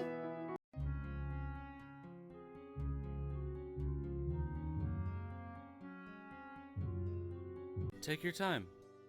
No, a little more to your left. No, your other left. Hold a moment. You know, it's not easy hammering nails in with you constantly shouting at me. I'm yawning because I'm not breathing deeply enough. Right. Right, you got the hard job. Hector allowed another labored breath, shuffling over to his left. A process made harder with Lark atop his shoulders holding a giant bundle of spiky sticks. We're trying to put up a holiday wreath above the door. I'm standing just behind, warming our hands up from the cold outside with a hot drink. With the beginning of the frost, it means the holidays are coming. Frankie's outside with Dante handing more decorations with a very worried Kara fretting over them. They also happen to have the only ladder the tavern has. Oh my. Geez, did Vinny have to make the wreath with the pointiest leaves? I used to hold things I shouldn't, but if I knew it'd be this bad, I would have brought gloves. Well... At least they aren't falling and getting into your eyes. Oh. Are you guys still going at this? Croy spoke up right next to me. For the last hour or so, he was bruising himself in the kitchen, silently away from all the festive activities. Clear he isn't one for holiday cheer, so I hadn't tried to push him into anything. Though it is clear the rest of the staff are having fun. I hope for not much longer. One sneeze and this all comes crashing down. That's quite enough. Quit your whining. I found a stud. Now hold till this wreath might just become a collar for you if I hit my finger. Crow? Oh, Croy, I'm glad you're here. I have this idea for decoration you can help with. Absolutely not. I'm not climbing on top of anyone, or anyone on top of me for that matter. Let's see. No, this is actually something you're good at. I don't think you actually realize how that came out. But yeah.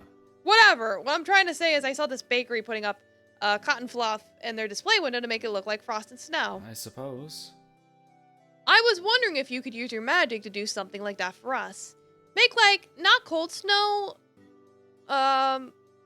Make like not cold snow we can put around the tavern. Right. Now tell me exactly. Why can't we use cotton fluff? But, let's see. Because we use that, we'll just be like everyone else. The holidays are a time of big business. We need to stand out. Right. See, the thing is... I don't think reminding people what they're coming in to escape from is exactly the best marketing scheme. Oh, come on. Come on, Croy. Don't be a buzzkill. Right. Yeah, but we're all pitching in. If you can't make what they're asking for, just say so. No. I'm not a buzzkill, and I just don't want to. It's a waste of my talents. I should be back doing food prep anyway. A united wave of, come on, and don't be like that, fills the tavern. Croy, however, doesn't look back and continues his pace forward. Croy really seems determined not to help out. But him sulking in the back all day isn't healthy either. I have to get him involved somehow. Well, hypothetically, what would something like that take? Well... What, the fake snow? Not much, I don't think. Like I said, waste of time. No. You think? You don't know. I'm sorry, I didn't take a magical interior decorating class in my years at school. Is that a real class? No. No. Well... Well, why don't you want to at least think about it? If it's something you never thought of, maybe it's more complex than you think. Fascinating. Yeah, Croy. Flex that big exposed brain you're hiding under your hat. My brain is perfectly encased in my very normal sized skull. I don't know, I've never seen him take it off. Right. Right, fake snow. Let's get back to that. Just off the top of my head. Well... Exposed head. Absolutely not. Quiet! There's no way to transmute water ice into snow that doesn't melt. At least for a full day of business without at least making the entire tavern colder. You'd have to make something else that already looks like snow act like it as well. Cotton is a good starting point, though it's too fibrous. Changing that too much will make it practically melt. What is like snow but not snow? Rice? No. Too starchy. It messes with most formulas I have in mind. Would be sticky clumps of mess. Simply put. Possible, but we need those for actual cooking. Sawdust? Absolutely not. Fire hazard, plus the fact that even after some wetting and magic, a breeze might just blow it all away. Huh? Sand? Oh, so No, you were that- listening. Actually, that might work perfectly. With the right formula, I could make the sand white and have it wind resistant without being sticky. I think that's what I'm gonna do. I need to go down to the docks and find some sand. So you are helping us decorate now. I'm a wizard. Well, I have to test my hypothesis. It's what a good wizard would do. Right. Right, well, I'll go with you. Once you're done, Hector, could you please warm me and Croy up with some cocoa before we head back? You're on. You got it. Well, I already see the spell script I need in my head. Like, ha! Got him with science. Sheesh! I'm at my desk when Glasses comes into the office. Oh, welcome. I was hoping to see you today, Glasses. What? You were? Yeah. Yeah, it's what it explained was it. It's like, yeah, we just had to poke his exposed brain, and that got him working. I have a gift for you. Yeah, her name is actually Glasses. She probably named herself that. A gift? People generally exchange them during the holidays. I guess. I didn't realize it was a boss employee thing to do. Well, I figured we were friends, too. Okay. So what'd you get me? Here. Okay, I didn't have time to wrap it, so forgive me. I present Glasses with a simple pair of traditional Deep Harbor attire with a poorly tied bow slapped on. Oh. Clothes? Do you not like my style? Oh. No, I thought it would be representative of your new start. Domo Jeff Groves, welcome. How you doing? Yeah, this game is pretty interesting. Oh, it's a little buggy, but in the gameplay aspect, but in the story and characters, it's at least really interesting. It's like all the characters are all quirky and silly. Is it experimental? Yeah, pretty much, because it's like it's got D&D aspects to it. Oh, thank you for the follow, Domo. Welcome. Yeah, it's a game about the consequence of dragon slaying. Oh, thanks for the bits too. Arigato. Oh yeah, thanks for stopping by, Spicy Kiwi. Yeah, it's like basically the plot is the main character Edna and her brother are twins, and their father ran off to go slay quote unquote some dragons, so we have to run the tavern while he's away. And we hired a whole bunch of quirky people along the way, so we're bards, so naturally we're gonna seduce them. As you do. Oh no. No, don't, it's By sweet. the way, Ooh. Did you need something when you came in here? By the way. Yeah, it is a certain kind of slaying. I actually have a gift for you, too. Glasses hands me an acorn, waiting for my reaction. Examine?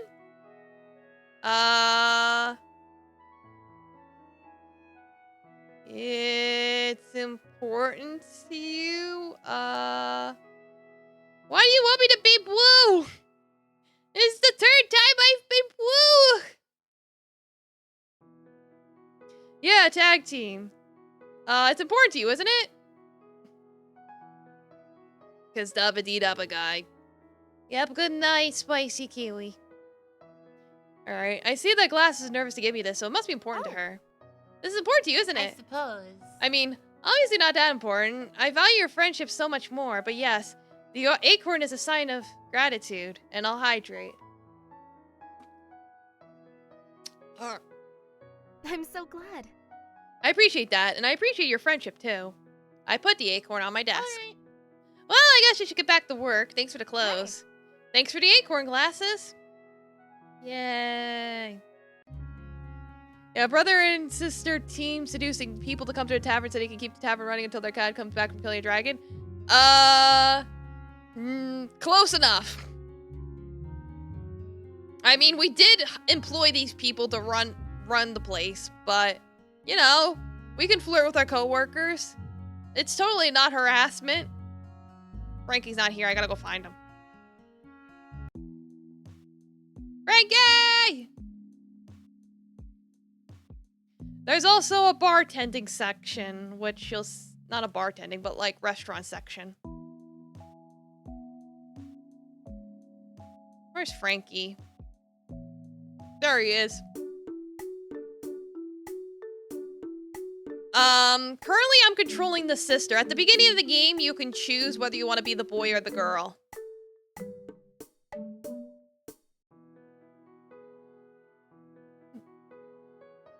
It's like, I had a link. It's like, I originally got this as a sponsorship, but the sponsorship is over now. I'm just completing this because I want to. The sun is shining when I'm walking along the streets of Deep Harbor. A typical activity I do on my days off. I mean, the link might still work if you check my YouTube. I think I have it in the description somewhere. Probably. Maybe, if I remembered. Oh, no. It costs money. I got it for free because I did a sponsorship. But this game does cost money. Maybe I could just pull up a straight-up link. Just look up Bardic Quest for Love and you'll find it. Today should be Frankie's day off as well. I should ask him where he's like to hang out. Yeah, it's like this is the second game. Well, technically second. Technically third if you count Lisa Project, which I do have to go back to now that it's finished. I'll get to that eventually. I have so many games to play. Ah! Oh wait, that reminds me. I forgot to take the stuff that Lark asked me to take to the courier. I should head back to Ready Bready. I return to the tavern and find an astonishing sight. Frankie? What's he doing here during his day off? He looks so focused. What's gotten into him? Hey Ace, what are you doing here on your day off? Bro, what's Frankie doing here?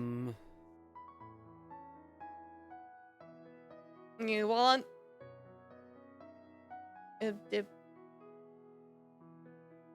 yeah, there you go. You found it. Awesome. So yeah, I'm basically just doing what I can. He's working? I can see that. But why today? Doesn't he know it's his rest day? Yeah, he remembers. Don't worry about it. How can I not worry about him not getting paid for overtime?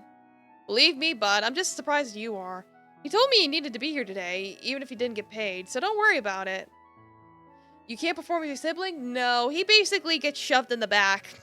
Though he is in all the cutscenes and everything, so it's not like he disappears forever.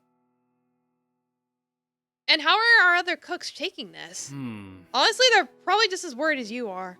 Frankie's been quiet ever since he got here. Trouble. That's rare.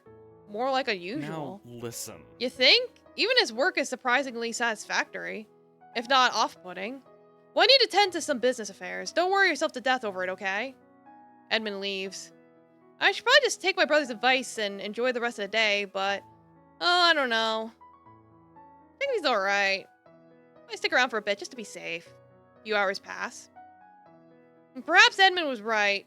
I was worried about nothing. Besides, Frankie's unusual signs and focus, everything seems normal. Yeah, it's an inverse explanation. Exactly. It's like, here. What? It's like, why? It's like having the twin option where Genshin does that too. In Genshin, there's twins and you pick the twin. So the twin option works if you want to have character customization like that. Perhaps Edmund was right. I was worried about nothing. Besides, Frankie's unusual signs and focus, everything seems normal. The sound of the tavern door swinging open catches my attention. That's odd. The customers that just came in look like monks. Well, except that they're taller and more muscular than him. This is the dump he's working at?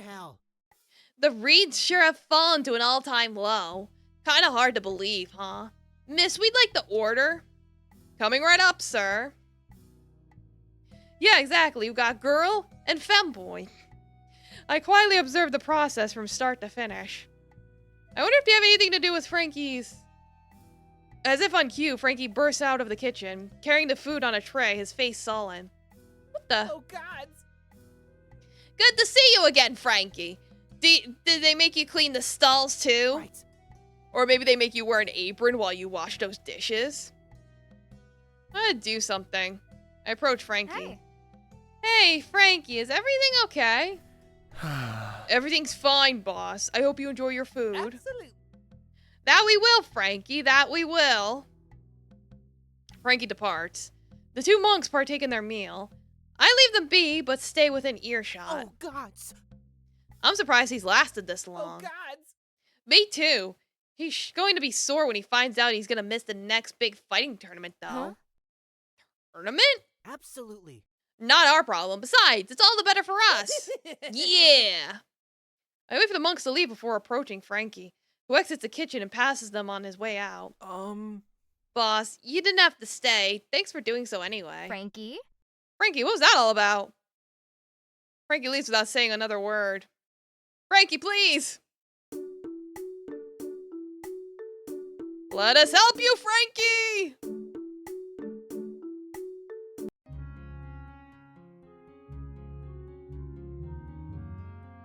Alright, time for the,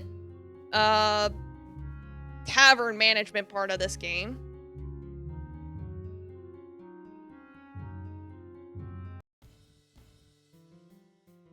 Alright, inspiration.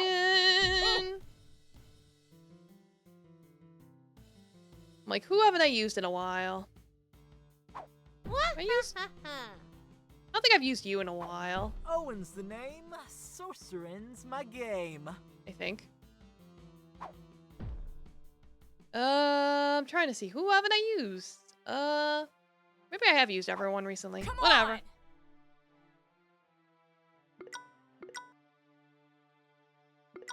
It doesn't matter as long as you got inspiration.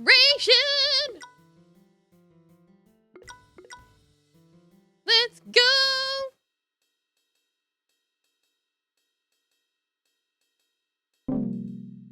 Customers approaching.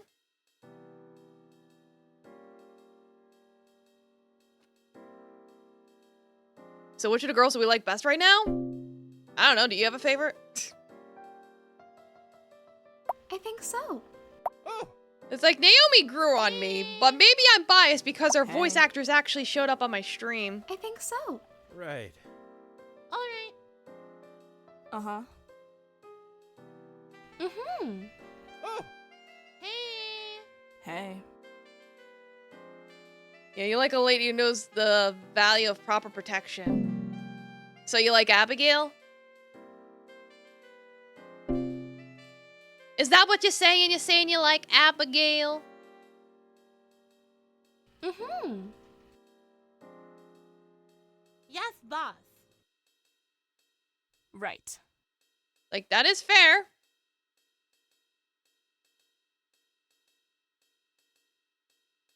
Right. Yep. Like, make another eggplant in advance. Because other people can carry it.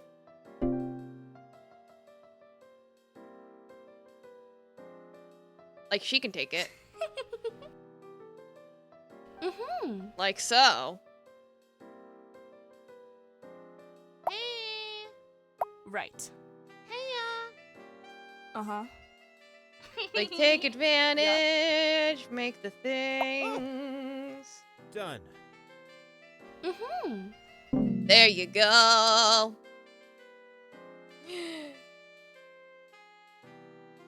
Hope the children enjoy eating vegetables.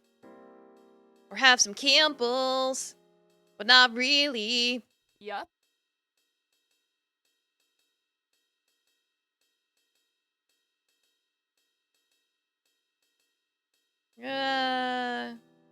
Yep. Done. Alright. Yeah, I don't know what else to do. Oh. Hey. Like, this is fine. Might not be getting a lot of customers, but we're fine. This is fine. Money doesn't matter in this game anyway. Like, when the voice actress came, she was like, "Oh yeah, the money doesn't have a point here." I think so.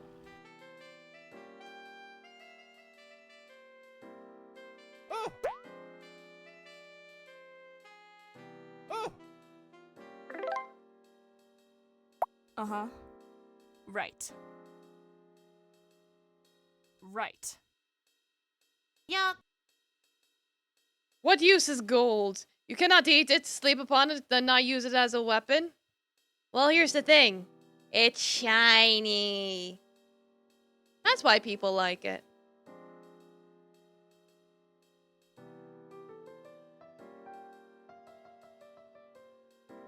Yup. Yes. All right, there we go. Giddy up, up, giddy up, yep. Yeah, you could use it to seduce dragon girls. Exactly. Did I do it in a Schmeargle voice? I just said shiny, but I could... I don't think I could do a Gollum voice. It's like... That'd probably blow up my throat.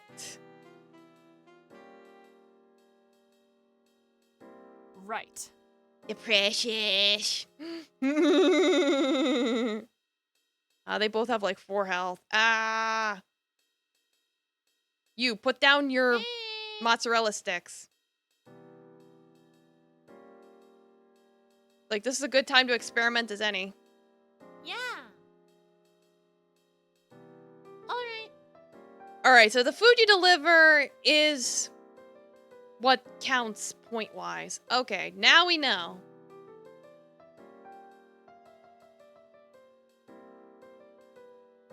Waha.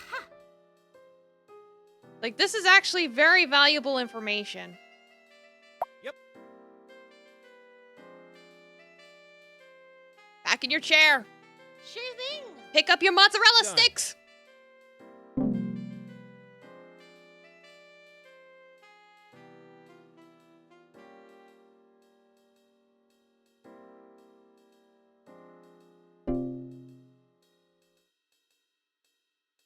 And they're both inspiration. All I right. agree.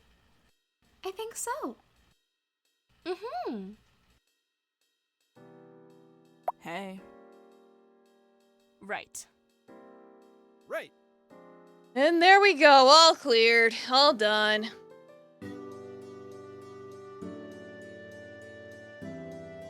It's like they pay based off the food you serve them, basically.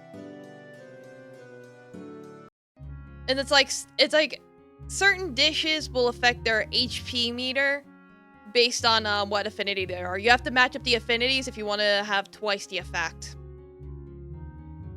Anyway, I am now going to take my bathroom break. Which means putting myself back to normal. Let's pray that OBS does not crash again. Pray that OBS does not crash again! I will be right back! Ah!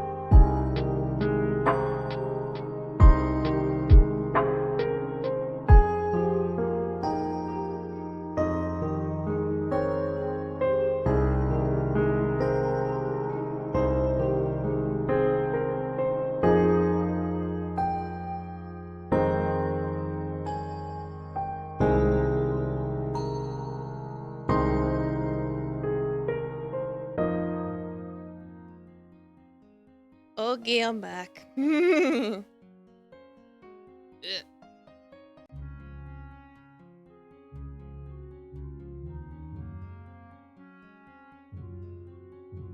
You see, pet doggy. I don't know if the doggy has its own affection meter, but I don't care. I want to pet the doggy. Yeah, it's like I just sat down, but yeah, I could check my posture. Alright, anyway, Abigail? Yeah. I'm sitting in the back of the tavern, filling out paperwork for things we need to order and such. The least part of running a tavern? The piles of paperwork. Yeah, when you remember, fair enough. Though those boredom did not last long when Abigail opened my office door. She and Junia enter, with Junia bringing in a man who looks as if he's seen better days. What's going on? Junia lets go of the man, who collapses to the floor. He drank a bit more than he should have and caused issues for the other patrons. He was being rather loud and disruptive. We tried asking him to leave, but he didn't take to that too well and ended up being rather violent. Listen. I ended up getting into a minor physical disagreement with him. I was ready to kick him out, however. Junia seemed rather annoyed at this point. But, see... That's not technically what we're supposed to do. According to the City Watch, we're supposed to call over a guard on duty and file a report. The guard would then gather information from the other patrons. Don't you see me? And while I know I'm not actively working for the Watch at this current moment, it's my job and moral obligation to uphold the law. Junia rolled her eyes, and Abigail looked a bit deflated as she noticed this. Hell no. If we wait for the Watch to get here, we're going to close late. All of our staff will be held later, and if they need to get information from patrons, our customers will be held late. Like, yeah, it's so much time wasted. That's not good customer service. It looks bad for us. Plus, considering the time of day, it'll be a while until the Watch gets here. Hell, I wouldn't be surprised if they were drunker than this one. Junia lightly gestured to the man, who was currently working on picking himself up from the floor. Blech. You know me. Even ignoring my position in the City Watch, it's important that we follow the laws. It could result in the tavern being closed if we don't. I sigh. Abigail and Junia were both right. We as an establishment need to keep good relations with the City Watch, but also this process could extend closing by an hour minimum. It'll be obvious that reporting to the city guard is Abigail's idea. People are going to be mad at her for making them stay up later. Chances are the city guard will be blissfully unaware if we let them go. It isn't a common thing for taverns to do. Every tavern I've been to usually handles these in-house. With all this considered, I think our best course of action should be...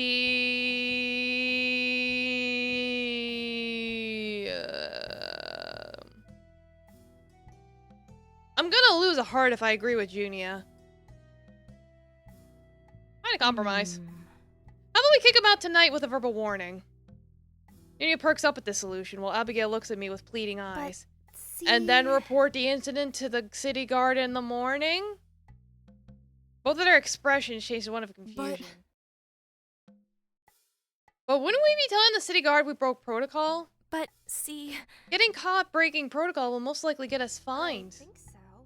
I'm sure it won't. I think they'd be happy to know that not. Junia and Abigail share a look before Junia helps the man outside. You can hear Junia giving him a talking to outside. Abel looked at you, still confused and seeming stressed. Okay. I'll inform the city watch of this incident in the morning. The next day, you hear back from Abigail, who brings another watch member with her. He tells me that what I did wasn't illegal, and rather than a fine, the tavern was given a warning. Oops. Well, this is what I try and get from trying to make everyone happy. He says he doesn't want the tavern to close, as he enjoys drinking there, but 3 mornings will result in it being forcibly shut down. Abigail seems slightly relieved by this turn of events. Though I'm not too happy with this. I hated paperwork before, but I feel like this might lead to more. Oops. Well, I got a heart, so I think I'm winning. When even is this spring thing supposed to happen? In the tavern, holiday music plays as everyone chats while putting up decorations. Hector isn't here. By the way, And did you hear? Hector is bringing a traditional winter's giving tree. He talked about it enough. He's brought it up every day for a week. Listen. He went by himself to the forest and he's going to lug it back. huh? And are you sure about this tree? What? I signed off on it. What's the problem? Well, he said a traditional deep harbor winter's giving tree. Yeah? Yes. Sounds very festive. But see. Like from the heart of the great forest outside Deep Harbor. Those are not common household decorations. Traditional, sure. For the most dedicated old people, maybe. I look around everyone. Huh? So understand. I'm just concerned about the tree. Hey! Lark, everyone, I'm back! Hector comes in beaming. He's lugging a gigantic tree. Just extremely big. Laughably big. It dwarfs the room. Permit me to clarify. That, Edna, is a traditional holiday tree from the heart of the Deep Harbor Forest. Wow! Like, oh great, my allergies are acting up. Help.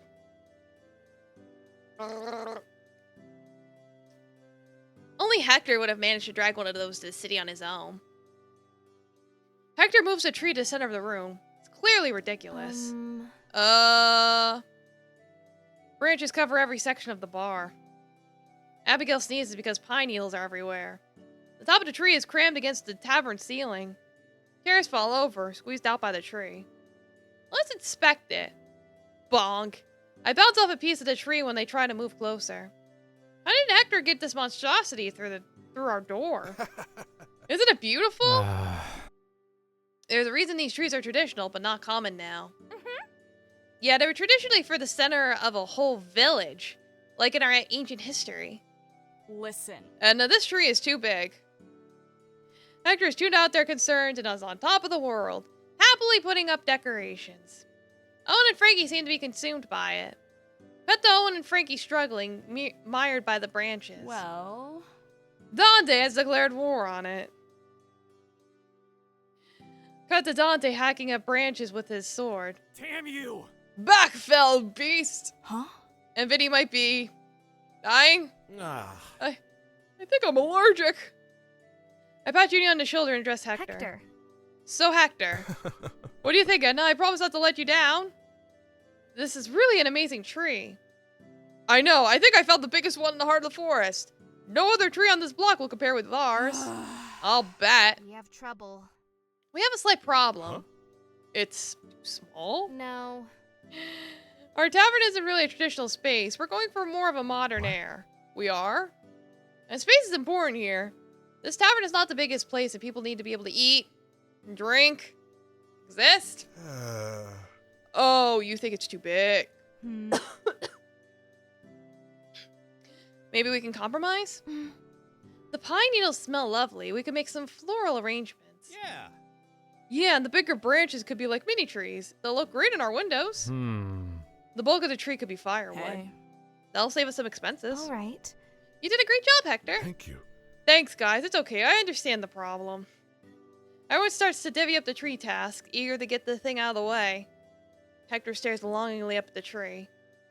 My mom always loved having one of these at home for winter's giving. That's back when we had a place big enough to fit it. Just barely. That's the first I've heard Hector mention his parents. Hector picks up a little branch. He tucks it into his jacket, like he's keeping it safe. Man just loves his tweez.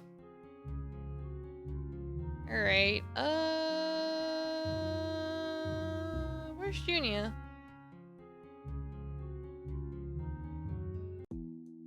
Jin.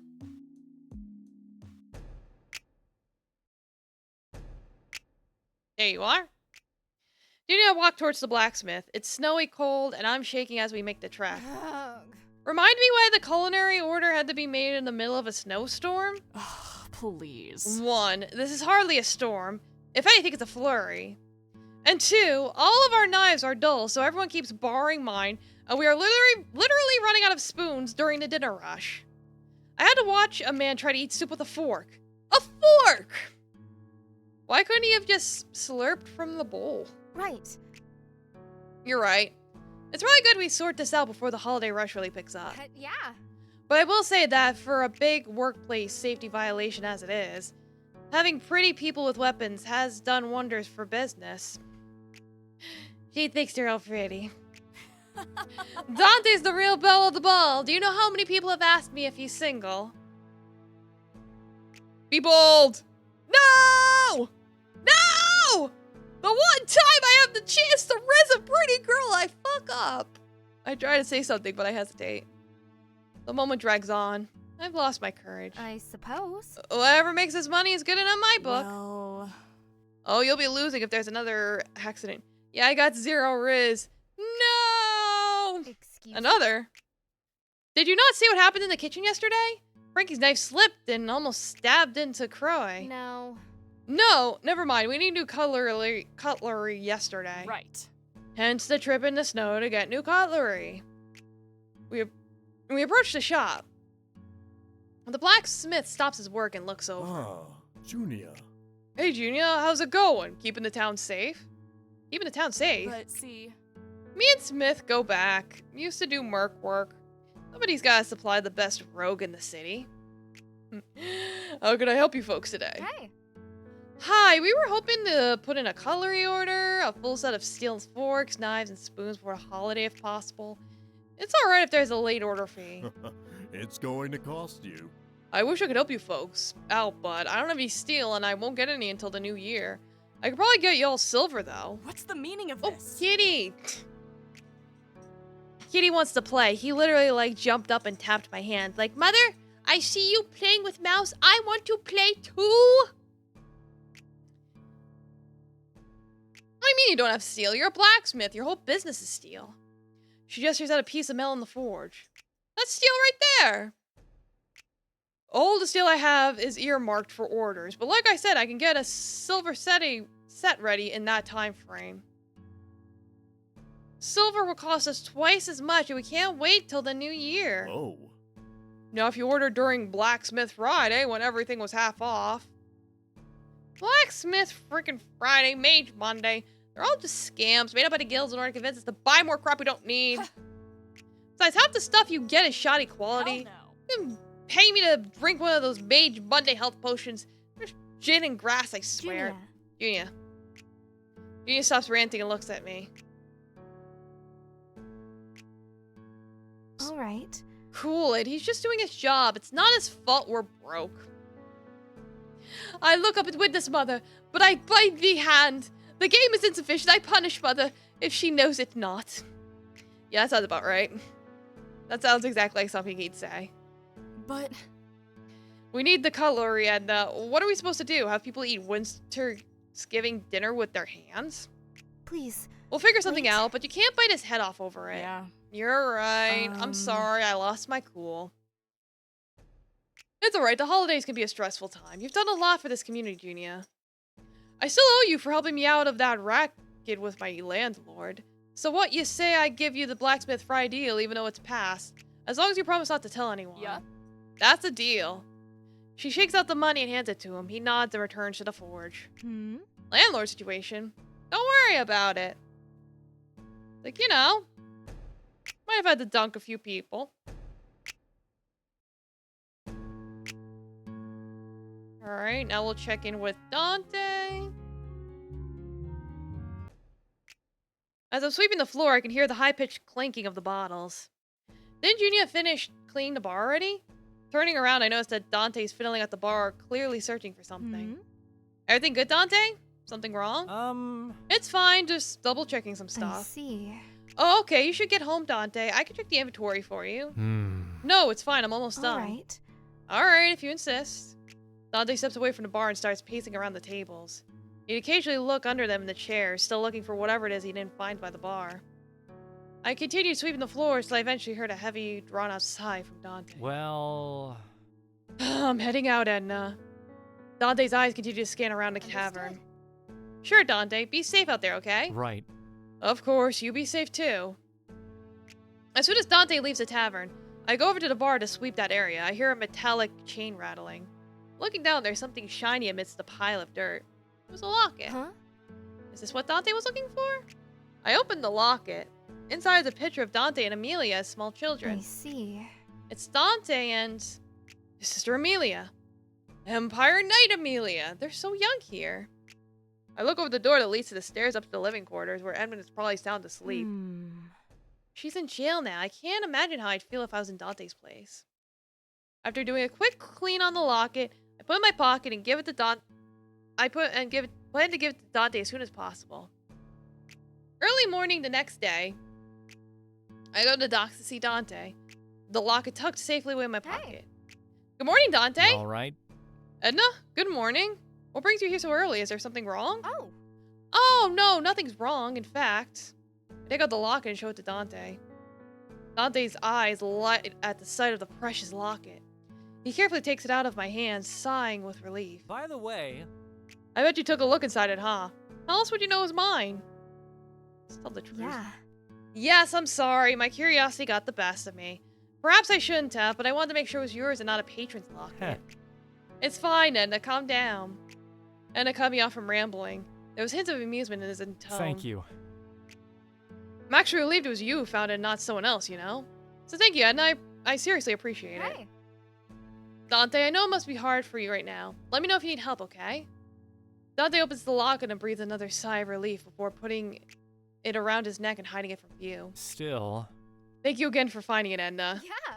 You're welcome. I'll see you at the tavern.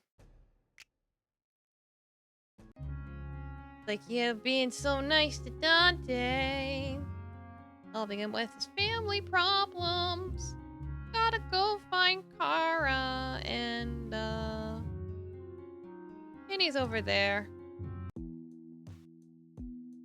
Vinny, Vinny, for Vinny, banana man, apple skinny. B5 for Vinny. Vinny. Kara, Kara, Babara, Bamara, Mara, Bobakara. P5 for Farah. Kara. Oh, really, where is she? There she is.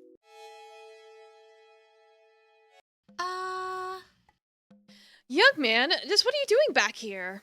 Eh? Nothing. I was just... I will have you know, impersonating a needy beggar and taking charity donations will result in punitive action. It will not be carried out by the town guard. Huh. Alright, I'm going. This well is dried up anyway. Just keep your magic accusation finger down. Whoa. Wow, you really showed him. Never heard you talk like that. Well.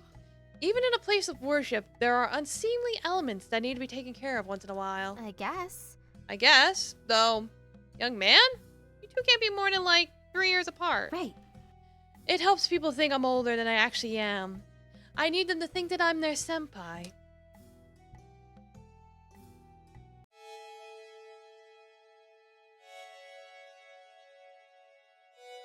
Stern talking. Hey, Edna. Yes, what is it, Kara? Is this just me or are the tables not very level? I've been noticing it for a while now, and I'm worried that it may cause a problem in the future. I could try asking Lark with fixing these if you like.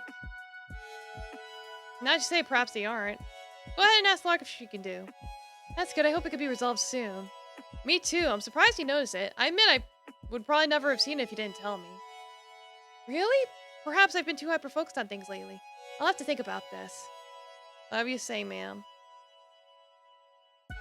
Beanie! I approach Vinny outside the Vinny? tavern. Vinny, do you have a minute? Sure. I pass Vinny a wrapped box. Happy Winter's Giving! Vinny opens the box and pulls out a pair of earmuffs. They're to cover your ears in the cold. Wow. They're adorable. Thanks, Edna. No problem. Well. I have something for you too. Oh, you didn't have to. Vinny hands me a leather pouch. This clinking is familiar. In fact, I think this is Vinny's coin pouch. I open the pouch to see gold coins. Where did you get all of this? Oh. Oh, I asked people to docs for money to help me. What? You scammed people? Potentially. You know scamming's bad, right? I thought I was asking for help. Anyway, I was going to buy you a gift, but then I thought, if I just gave you the gold, then you could pick a gift for yourself. Well, I appreciate it, Vinny. Even if you may have accidentally committed a crime to get it. Like, oh, Vinny.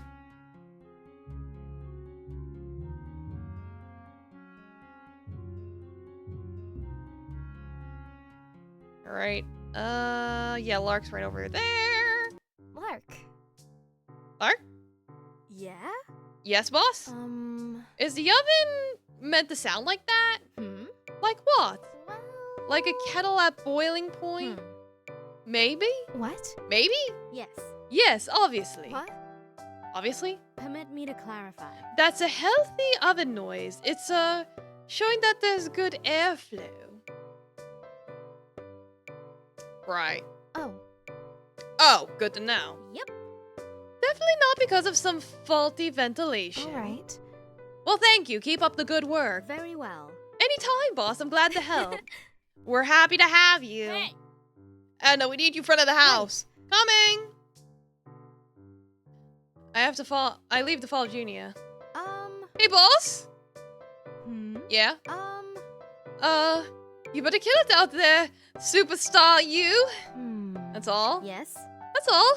Yep, totally. Loving your team spirit, Lark. Yep. That's me. The oven's sound is worse. Lark is extremely focused on the oven. Hey, Lark? Lark? Lark. Lark. Oh. Oh, hey, boss. Sorry, it's a little ringing in here. Yeah? Yeah, is it meant to be getting louder? Yes. Yes. You're sure? Well... This is standard oven operating procedure. The louder the whistle, the hotter the food. You're sure? Yep. Yep. All right. Okay. I mean, I could, if you'd like, install a muffler. I see. How much would that cost? Oh. Nothing. That's my job, to make things work. I wouldn't want you to pay for anything else. That's what you pay me for, right? The oven starts screeching even louder. Would a muffler be enough? Yes. Definitely. What? What? Yes. I said definitely. What? Sorry, I can't hear you over the oven. What? I said a muffler would definitely be enough. I see. Great, why don't you get started on that? Boom! The oven explodes. Oh. Ew. Is everyone okay? Wow. That was awesome. That was loud. What the? What was that? I don't know what she was baking, but it blew the roof out off the house.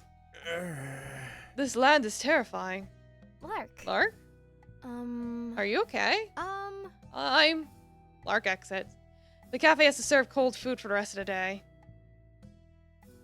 Like, maybe we shouldn't let her cook. Croy? Have you seen Lark? No. Not since the oven incident. Who needs an oven when you fire? This isn't really sustainable, is it? Well... Depends on your definition. My fish is burnt. Again. More fire! Right.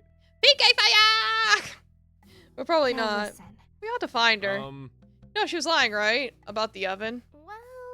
Do you know where she is? Absolutely not. She wouldn't want me to say. Croy? Well, fine, she's at her home by the docks. Did you know she grew up on there? Never struck me as a local.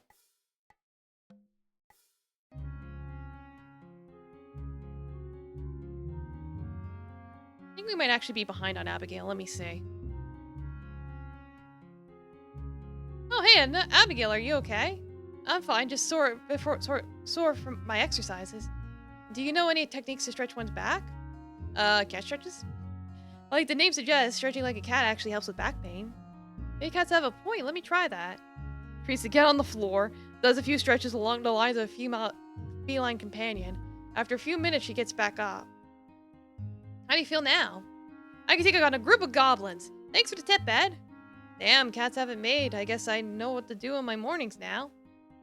Just go, nya. Nya. Wait, it might have been because I did her already. Was there someone else I might have been behind on? I don't know. Let's see. A fountain pen is too obvious for him. You might appreciate the old-fashioned nature of a quill. No, that's all school supplies. Needs to be something more than just practical. Chocolates? No, too romantic. I think he eats enough with his job at the tavern. I pace around the edge of the market like a baby duckling, catching up to Mama Goose. Been at least an hour now of this back and forth pace.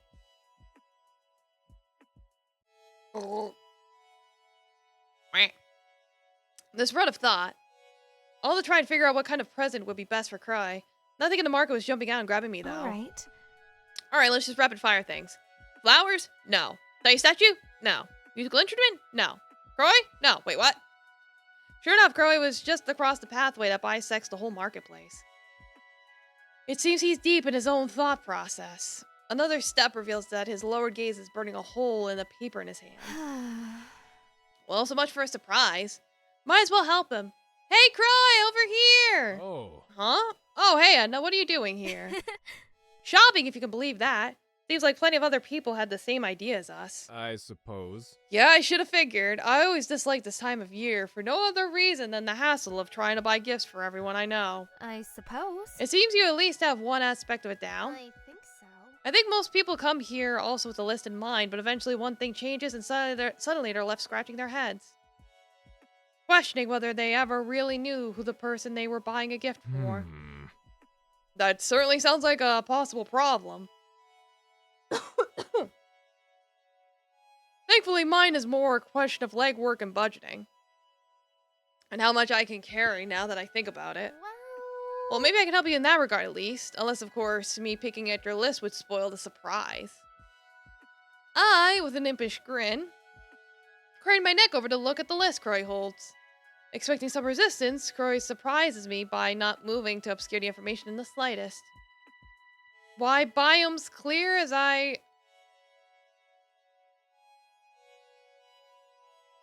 That's by biomes clear as I read down the names. Oh, these are all professors and stuff. Yep, every college that's above me, plus those that will be reviewing my thesis eventually. I see. Ah, I see. Trying to butter them up early so they give more wiggle room when the time comes. Get yourself familiar with your soon-to-be fellow scholars. Why do you say that? You make it sound like I'm some shifty duke in the royal court trying to weasel my way into more power. No.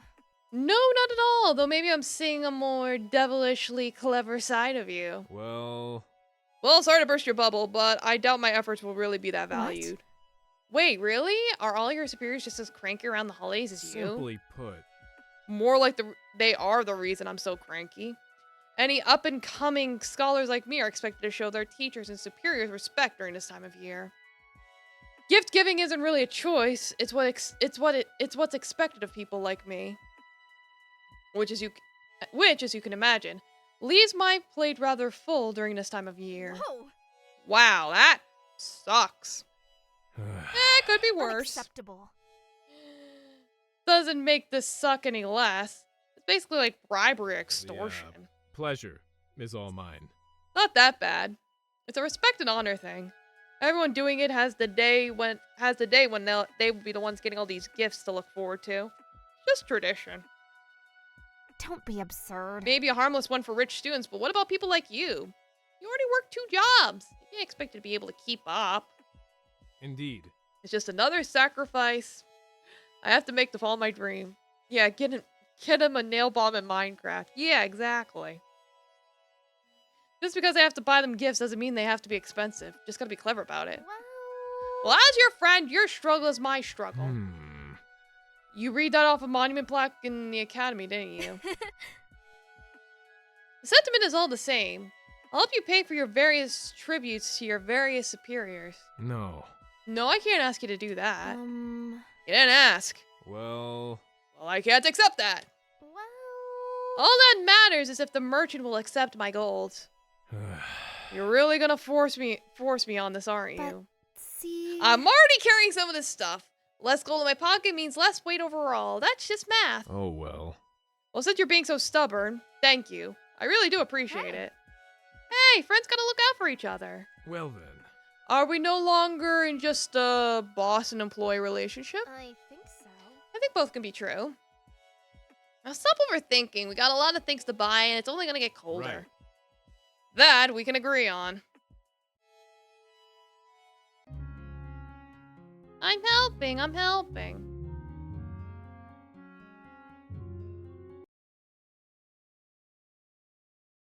Alright, let's Let's go do management things. We gotta use knowledge and share. I'm a wizard. Aye, aye, Captain. Owen's the name, sorcering's my game.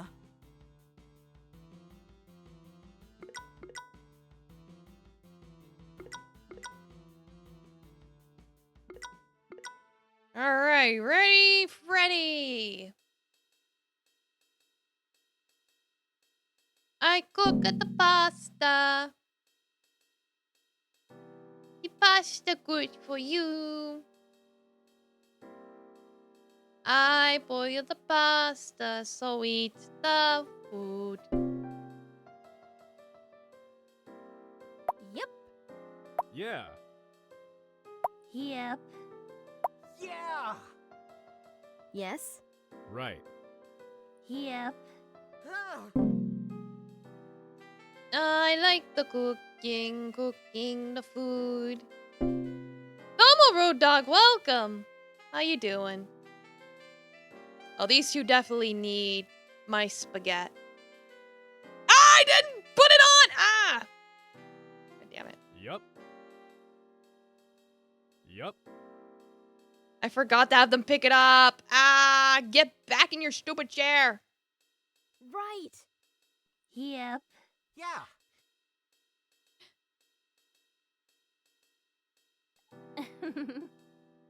Well, I could at least do this, but I totally goofed there. Oh well.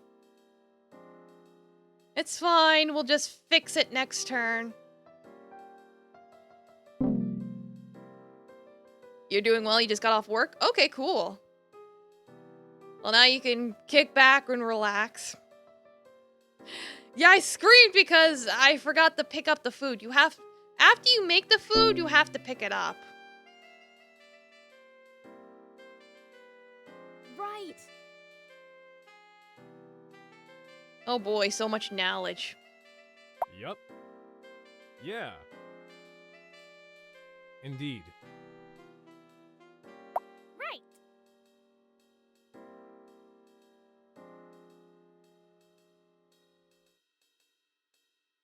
Yep. Aye, aye, Captain. Can I get a... Ah, yeah! He's got 4 HP, so it wouldn't be worth it to bring him over there. I'll just wait the next turn.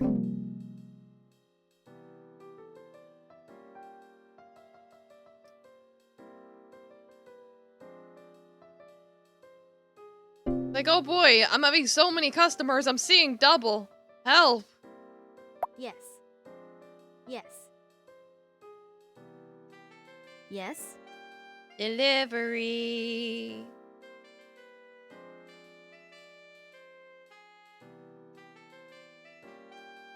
Oh, she's got 5 health no matter what. Oh boy.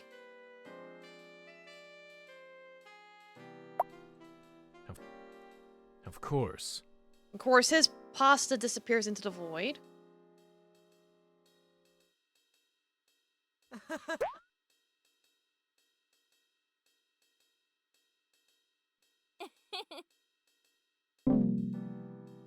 Like, hopefully I could sort this out next turn. But I think messing up that one move might have screwed me over. No, no more people. No more people, please. I have so much on my plate. Literally. yeah!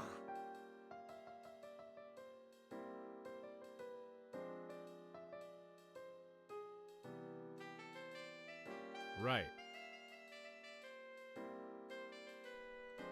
Of course.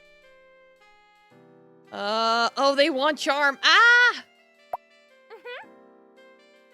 No, wait, not yet, not yet. Pick up! And then deliver it. Woo! That was close. Like, almost fucked up there, but we're okay. Everything's Daijou Boo. Yes. Indeed.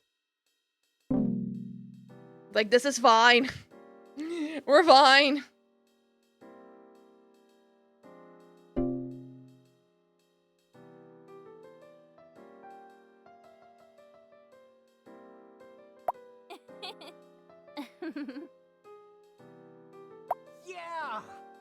Yup. Alright, that takes care of him. Your chair. Yup. Right. You deliver. And yeah, okay.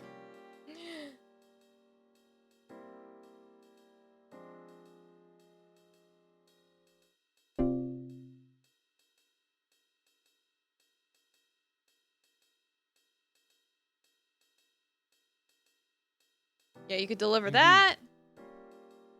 Indeed. Go over. Give him food. Yes. Oh. Deliver. There we go. Got it. Even got a silver star for my trouble. And that's it. Woo! I did it. Yay.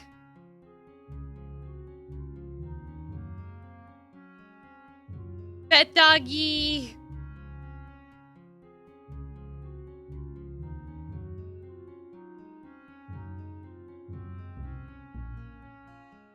Alright, I think Glasses is next. The tavern is overrun with people. Glasses is in my office, wearing overalls and goggles, so it's stained with overly large boots and a big black beard. He's also holding a paper mache torch. I can't believe no one else wanted to play the Hearth Lord. I mean, the beard is pretty itchy. Yeah, see?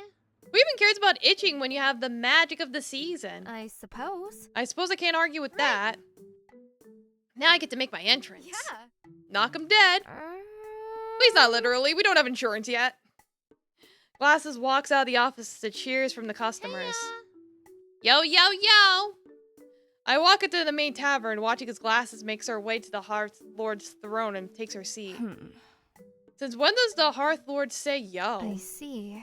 Since Glasses became the Hearth Lord, I guess. You gonna get a picture with her? Hell no. Not on your life. She idly spins a knife in her hands. Hey.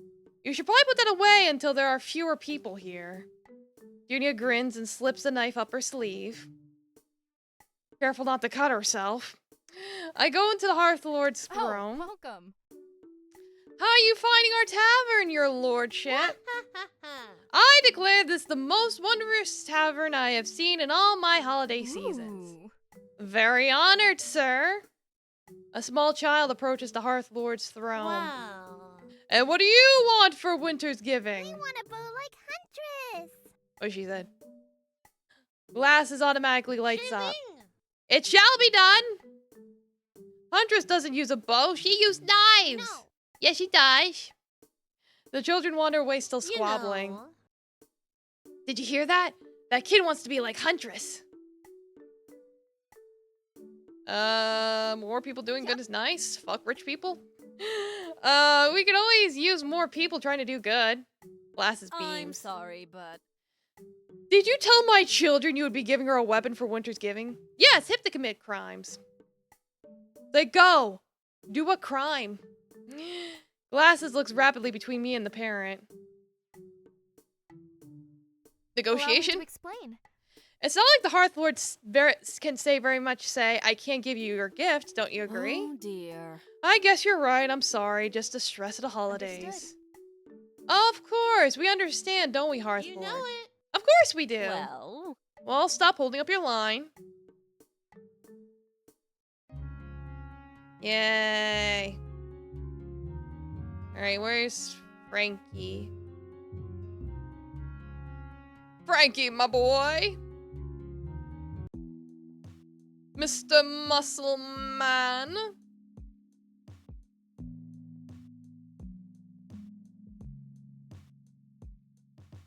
Fun to stay at the YMCA. There you are. It's busy. It's a busy night at the Ready Bready Tavern. Despite the overwhelming amount of customers, our staff is managing just fine. What do I know? I know a lot of things. Whew, a week ago I would have been considering this a busy night. Now that the holidays are approaching, it's become the norm. Fortunately, everyone seems to be on their A game. Yeah, absolutely. Peel off your skin. You don't need it. Hey! Hey, Frankie, table 5 needs their... Ugh. Well, everyone except Frankie, that is. Still unusually quiet, and the look in his eyes is different. I wonder if it had anything to do with those 2 monks. A group of monks enters the cavern. Speak of the devils. Their leader wears exquisite silk robes. It's those 2 monks from before. They have another monk with them. Yeah, a monkey. They have a monkey with them. He's taller and more intimidating. Go! Come out, little Frank Reed. The tavern conversations die down. Frankie comes out of the kitchen looking irritated. Oh, come on. Not this guy again. I walk up to Frankie. Frankie, what's going on? I suppose. I suppose I owe you an explanation, boss. It began when he and I were kids. Frankie describes a time far back when Frankie and the Stripes were younger. Hey! Cool, a flashback. Hey, that's my snack. Give it back. Make me. All right, I've had enough. I challenge you right here, right now. The 2 of them throw down and exchange blows. Minutes pass. Frankie lands a decisive palm blow to his rival's polar plexus. The other boy doubles over in pain. Don't talk down to me. Like I said, when I tell you to give it back, give it back. Just you wait. I'll get you for this. Frankie describes other days of Stripes repeatedly challenging Frankie to a rematch over the years, only for Frankie to win again and again. Do yourself a favor and stay down this time. Bringing us back to the present. Well... So that's how it went. You're lying! Why, that time, down by the harbor, you caught me on a bad day. Listen. Seems like every day's been a bad day for you, huh? Just like old times. A guy's gotta find his rhythm, you know? Sometimes the stars weren't aligned. Yeah? Uh-huh. It looks like they still aren't. What's up, nerd? Anyway, I'm part of a new school now. It's a tough one. It's killing me. Things are going to be different now, you'll see. Yeah, master? Heck yeah, we're gonna show you what we're all about. The rename will be an embarrassment after today. Yeah. You tell them, guys. All right! Fine, I'll take you all on. If that'll make you all shut up once and for all. I can't let that happen. They're going to wreck this place. I don't have a budget for repairs right now. Plus, everyone's watching. What do I do? Scare them away? This is bad. I'll have to get creative. I impose myself between Frankie and the other monks. All right. Very well. If you gentlemen insist on treating this tavern like a dojo, what dojo will it be? Complete with a master and students. Bring it, kid. Yeah, where's the punch everyone option? Yeah, right? Punch, punch, punch, punch, punch, punch, punch, punch forever. Everyone, code orange! Hearing their cue, the tavern employees move behind Frankie and me to prepare for battle. They all assume fighting stances. Lark levels a cannon at the monks. Vinny wild shapes into a brown bear. Oh god! You. Give me an excuse, I dare you. Who goes there? If you sully our friend's honor, you sully our honor. Enter the Hector. I don't need weapons for the likes of you. Please step away from our friends. This tavern is under the protection of the Deep Harbor City Watch. I wouldn't harm Frankie if I were you. Aha! New sacrifices for my patron. Brace. Let's get wild, baby. Absolutely not. So uncivilized. Say hello to my not so little friend. Oh my god!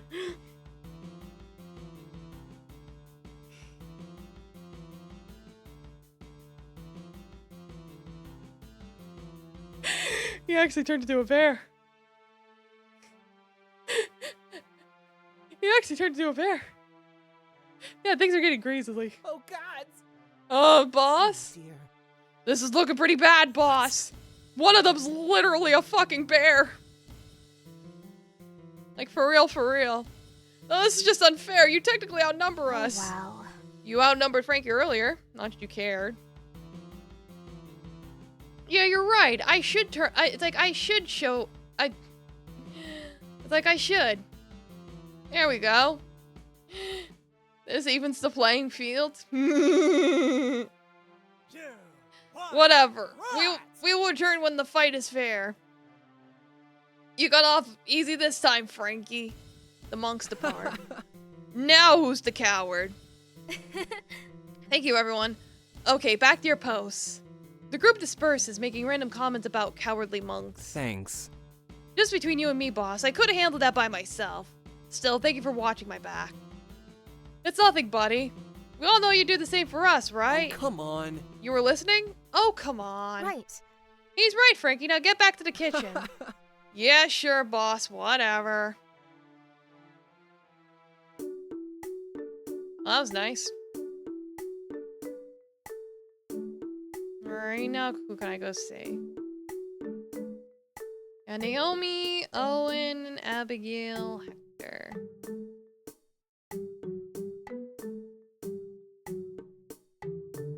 Alright. Is Naomi at the tavern?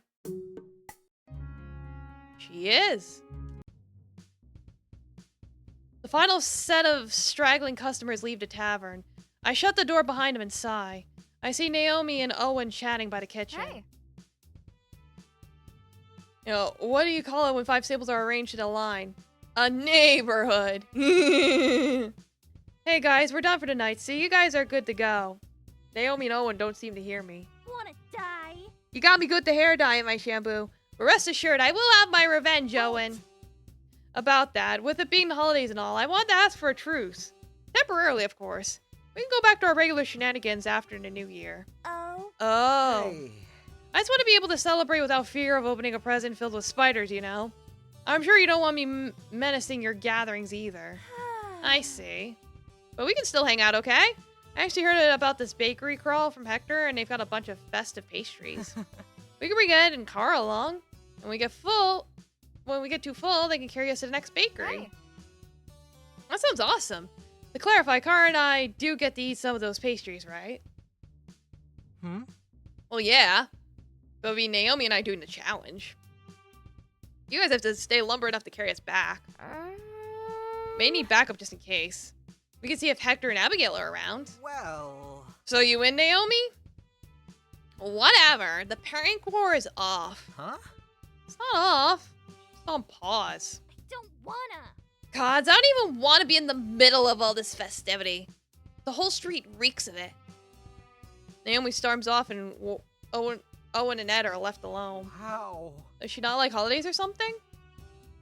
I guess not. Now, where's Owen? The chaotic little man. Ah, there he is.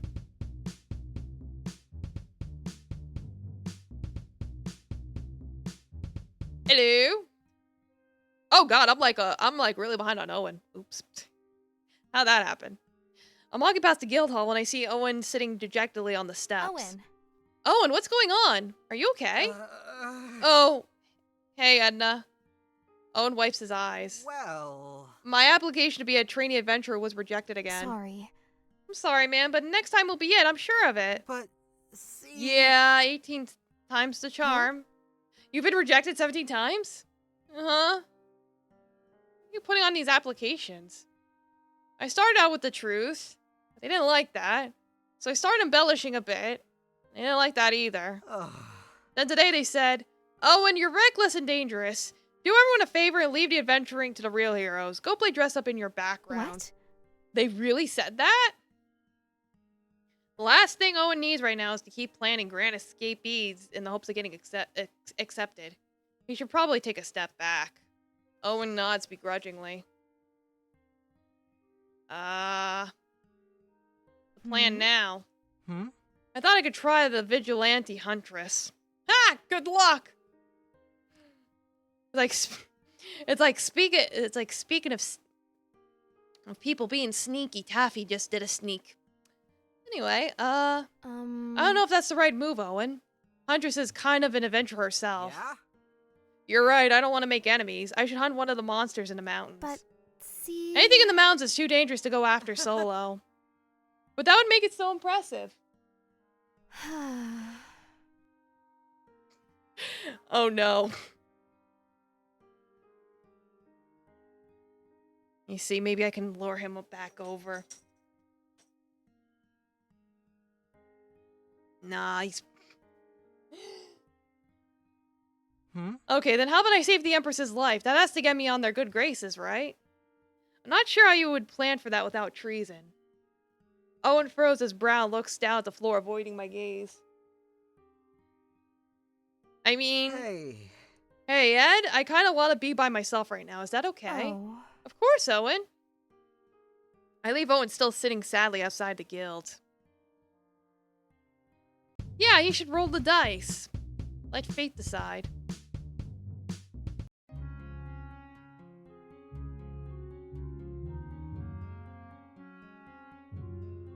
Alright, Abigail and Hector.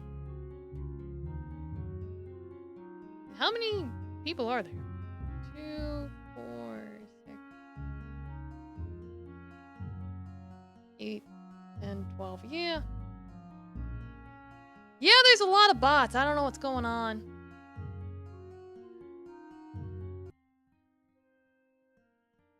I'm just like, as long as they take care of it, that's all that matters. It's game night at the tavern, and Abigail is a no-show for her shift. I just finished setting up something simple for a game night, while Hector has been passing out snacks to the patrons to buy... All right. Buy time.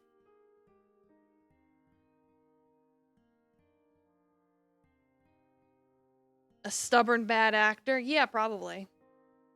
Okay, this should work. Guess the song seems simple enough, right? Oh, please. I'm sure you'll do great. I'm just pissed off Miss City Watch didn't even bother to show up tonight when it's her shift. Don't be absurd. Yeah, people probably are biting. Hey, no, come on. She has another job and her shift at the City Watch ends just before her shift here starts. She's probably held up at work. Listen. I have multiple jobs too, but at least I make the effort of coming to work on time. It's bad for business to be late. I just hope that Abigail's okay. We never know what a guard will encounter during their rounds. I'm gonna go and look for her after game night, make sure she's not hurt or something. Wanna come along? I'm sure she's fine, but if you need someone to come along, then I'll accompany you. Game night finished without a hitch. Edmund and I enjoyed playing songs all night while patrons tried to guess the song. After cleanup, Hector and I went out to try and look for Abigail. They find Abigail shivering from the cold at a street corner. Abigail, are you still on duty? Hey. Hey man, that was so uncool of you to ditch us on game night. I'm... Just because you're part of the City Watch doesn't mean you can skimp out on work at the tavern. If you really want to work with us, the least you could do is show up. I'm sorry. I'm sorry? Whatever. Yeah, you should be. Hector, stop. She's literally crying. Unacceptable. Hector, please stop. I turned to Abigail with a smile. Hey. We missed you at game night, Abigail. Sorry. I know. Sorry. One of the guys had to call in sick tonight. I was ordered to make an extra shift. I didn't really have a choice in the matter. Don't you see? I really do enjoy working at the tavern, despite what everyone thinks. I really do love working there. Huh? Despite what everyone thinks. What do you mean? You know me. A person in the City Watch being a game master at a local tavern? Everyone thinks it's embarrassing that I, a person of my station, do silly games at the tavern. They really don't get that I'm happy doing all those things. That I'm having fun.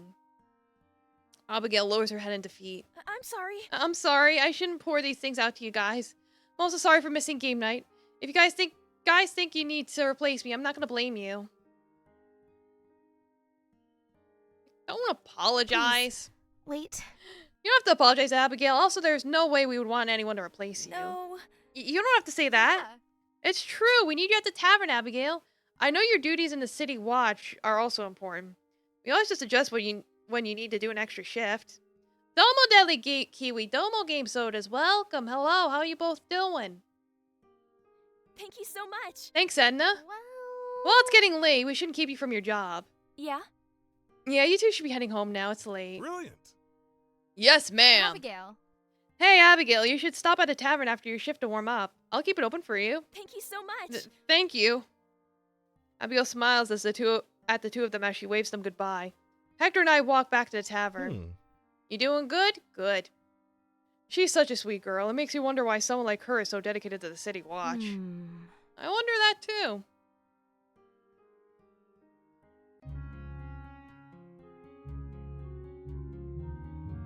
Alright, Hector. Hector and I worked to unload a shipment of food outside the tavern. Several carriages are lined up at the doors. As Hector and I pass one of the carriages, both carrying big boxes, the carriage gets cut off. Hey, is that Hector? Maybe in the thing it says. Oh, the carriage driver speaks up. Got it. Hey. Oh, wow, long time no see. What the hell, are you working here? Yeah. For some reason, they're using Frankie CG instead of, like, a generic NPC? Yeah, and you're working for the shipment company? Oh, please, you and I both know this isn't where the money's at. I just know this to make ends meet while there's a transition, you know? In neighborhood leadership. Both Hector and the driver hesitate, glancing at me. I have a feeling they're not discussing wrestling. The driver turns away from me as if I'm irrelevant. I'm not completely sure what's going on, but Hector seems embarrassed, like he wants me to leave. I'm going to start work on the other shipment. Yes. Yeah, right behind you. I go to the next carriage, but can still overhear Hector's conversation with the driver. Yeah, Sparrow's out now. I remember our days with him so well. All those special deliveries you and I did. People took one look at you and knew not to mess with us. I never understood why you... How's the neighborhood? Well, it's hectic. Seriously, Hector, what the hell are you doing wasting time in a place like this? Listen, the new guy that's taken over, I'm too small. He doesn't know me yet. He doesn't know he needs me yet. But he wouldn't take one look at you and find your place in outfit. They're looking for muscle for obvious reasons. I don't think they checked to see if the dialogue cut out in this one. Oh well. I'll deal. Are they talking about crime? They're definitely talking about crime. Hey, let me put in a good word for you. I could make the introduction and let Theo know about your history. You'd make triple what you make here. I don't know, I kind of like it here. I'm laughing at you right now. What goes on in your humongous head? Think of your mom. I know you guys are struggling to make ends meet. Aren't you ashamed of that? It's okay for you now, but think about her. You're all she's got, and what does she have to show for it? Hector's silent. You're not saying no to me, right? Think about it for old time's sake. The driver's partner yells at him. Hey, Nick! I gotta go. Again, for some reason, reusing at... This is confusing, but whatever. I gotta go. I wonder what that's about. Hector really looked really worried when he brought up his mom. Like, why they couldn't have used regular... generic NPCs? I don't know. Whatever. Moving along. Dante is mixing drinks at the bar alongside Junia. She pours a drink and yawns as she leans against the counter. Alright, rest well, Cosmic. Hopefully you get your head set. When she sees me, she walks up to my direction. Hey, Dante seems to have this covered. You mind if I head out early? We've been open for an hour. No, I know. It just seems... Dante seems to be in a groove right now.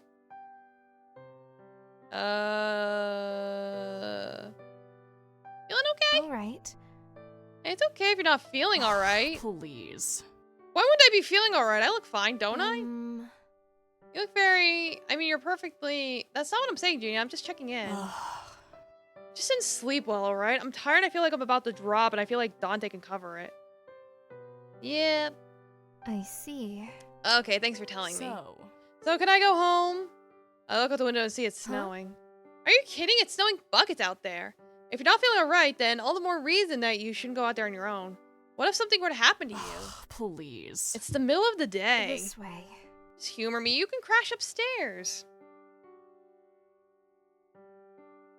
We're taking her upstairs. Hey, Cosmic, you left at the worst time. We go upstairs to the living space. Nice place you got here. I start frantically trying to tidy things up. You can crash on the couch, or my bed, or if you didn't want to sleep in my bed, but you wanted to sleep in a bed. Right. I guess I could ask Edmund if you could use his bed, not you wouldn't want to sleep on my bed. Yeah. The couch is fine. Thanks, Edna. Understood. I'll just let you nap. I don't go anywhere. Huh? What? Hmm. You say okay. Yeah. I just get a little depressed around Winter's Giving is all. Let's not make a big deal of it. What happened? You love the holidays. Yeah, I did. It's just now I always get this whole existential crisis. Because I remember being a kid celebrating with mom and dad and with you. Now I think about it as if mom would be proud of me now or if she'd be disappointed like everyone else. Comfort! Hell yeah! Unia, what happened? Same old story. Mom got sick. Dad didn't know how to handle it, so I was the one taking care of things. She got sicker and sicker and it was over. When did this happen? About a year after you left. Well, I mean, but who's taking care of you? Please. I can handle myself. That doesn't mean you should have had to. Right. Well, who else was going to do it? It's fine. The holidays are just hard, alright? You could have told me. Let's see. If I told you what had happened, you would have wanted to come back, and I could be the thing that kept you from living out your dream. If I told you when you came to Deep Harbor, I'd be your charity case of a childhood friend. I'm not just here for Junia the badass, I'm here for you. All of you. The bad and rough parts especially. You take that out of a greeting Take your card? time.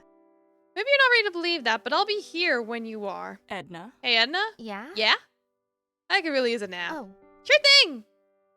I better go make sure Dante isn't scaring off the customers. Aww. Cute! Speaking of Dante, where is he? Dante!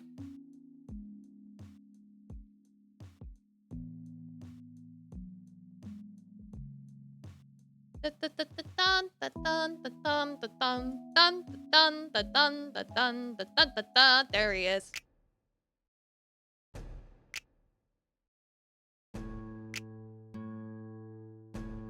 Woo! The sun is setting when I see Dante strolling down a flowery path. Dante, what are you doing on your day off? I didn't know you like to come out here. Just breathing. It's good to be out in the open air by myself for a while. And you're having a picnic? Yeah. Yes, it's just me. I also want some time alone time. I figured this spot would be the best place for that. Well... Oh! I know a good place if you're interested. It's quite beautiful. That would be wonderful. Lead the way.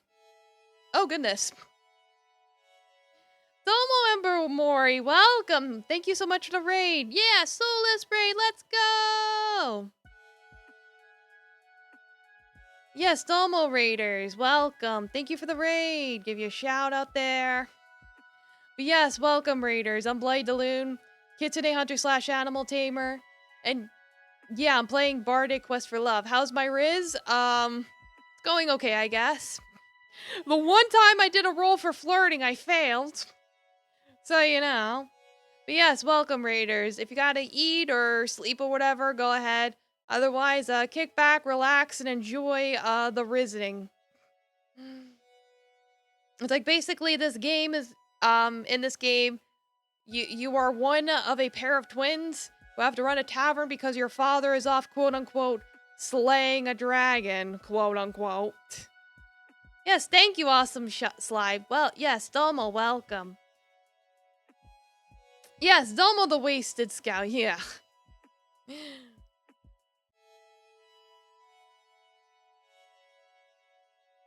Dante leads me up a secluded mountain path, and we eventually come to a lovely spot with a breathtaking view. It's a perfect spot for a picnic. Is it that skull? What's the skull? Yeah, I have a skull on my cravat. I have a skull on my cravat, and I also have one on my belt. If I can make it viewable. I have my setup all weird. You see it? Right there.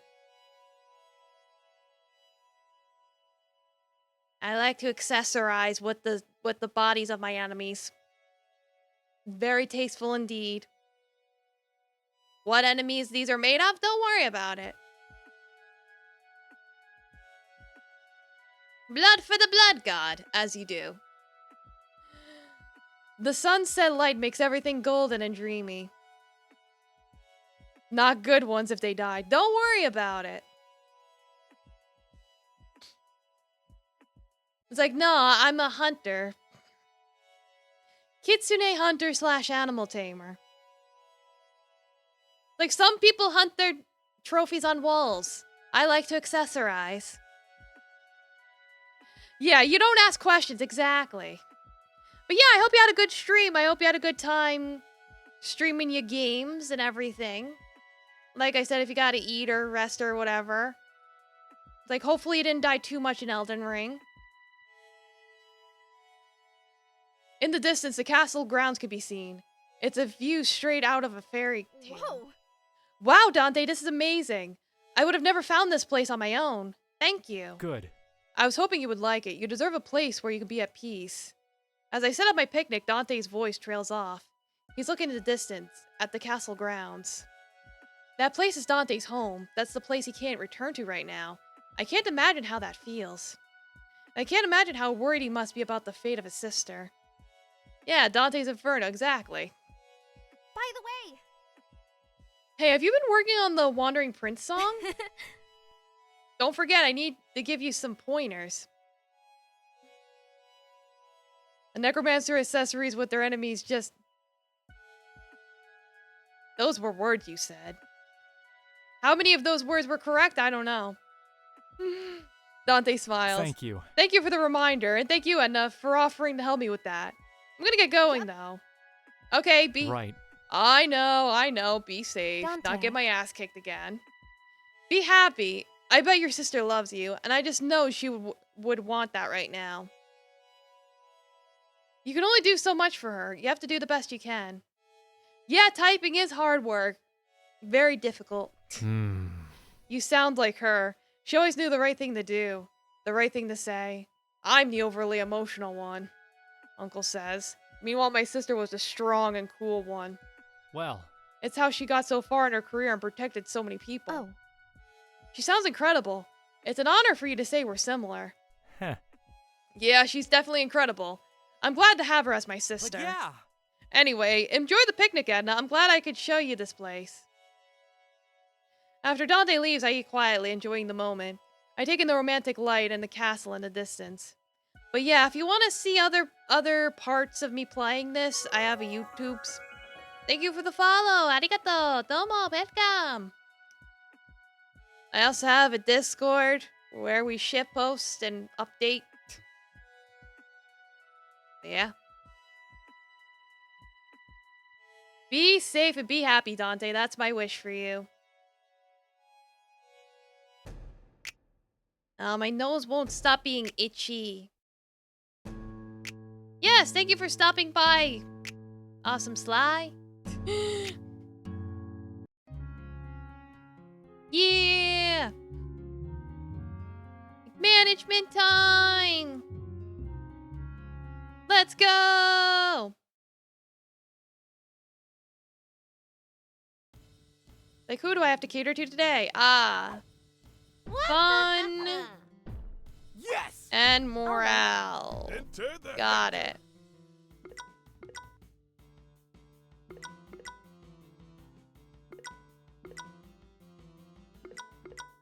Well, that's easy. All right, let's go.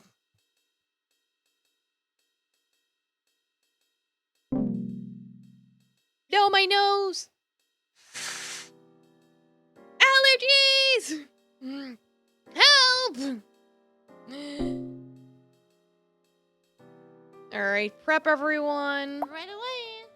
Yep. All right. Hey, Hey. Make sure they're actually holding the item because I that suppose. actually matters. you're on. Yup. Yeah? I see. Yeah. All right.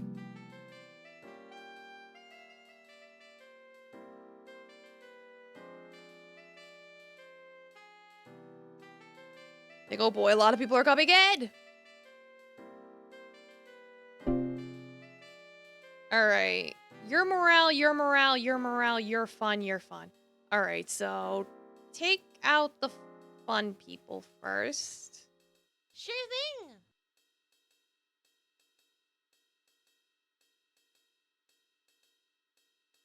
The liver.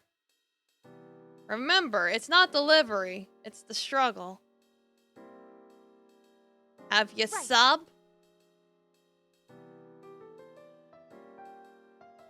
Have you steak? And he's gonna have to wait. Like, hopefully not too many people come this turn. I mean, the more people come, the more money I make, but, you know. I'll manage. Yeah, you know it. I suppose. Yep. Sometimes the items just like to float around because they can. Don't worry about it. Brilliant. This is fine. Fun, fun, morale, fun. Oh, goodness. A lot of funds. Well, you're the morale, so you can go there. Those two are the biggest. Yes, boss. Yep. Like, you may just want to wait.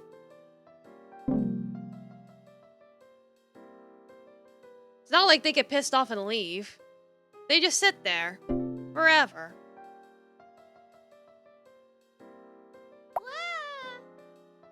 Right. All right. Yeah. Okay. Right. Yep. Like, can you Yeah? please I carry suppose. your food like a normal I person? suppose. Thank you. Yeah. So I can actually keep track of who has what. Yeah, you're only 2 HP. You're fine. Brilliant.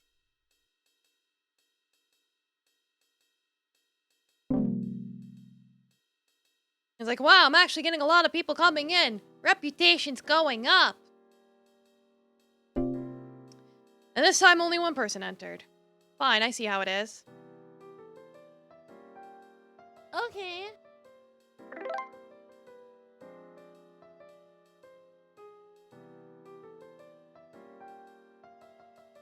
Yeah?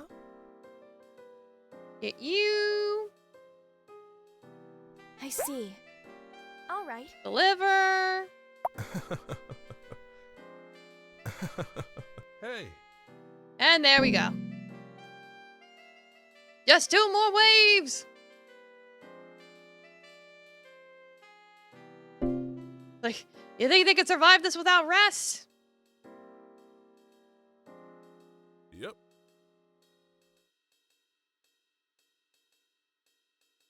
Okay. Right. You know it. Yeah? Yeah? I see. There we go. Like, that'll do it. That'll do the trick. Nobody passing out here from too low energies.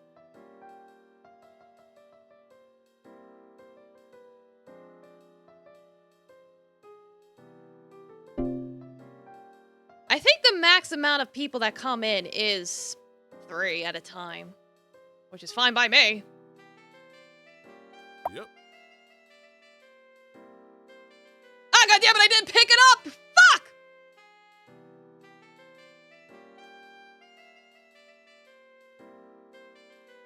Whatever. Right. I suppose. Yeah.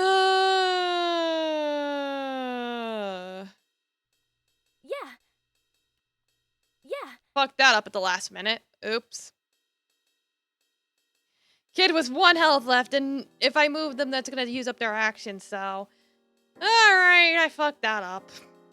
Whatever. Oh well. I tried. I tried so hard. 2, 3, 4, 5, 6, 7, 8.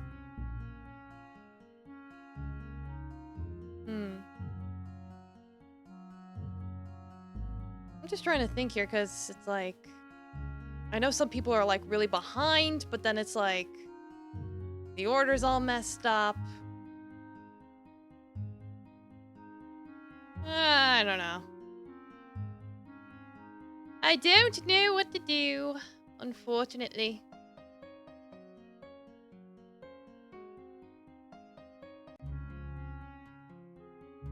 I guess I'll just start by finding Kara and Vinny and go from there.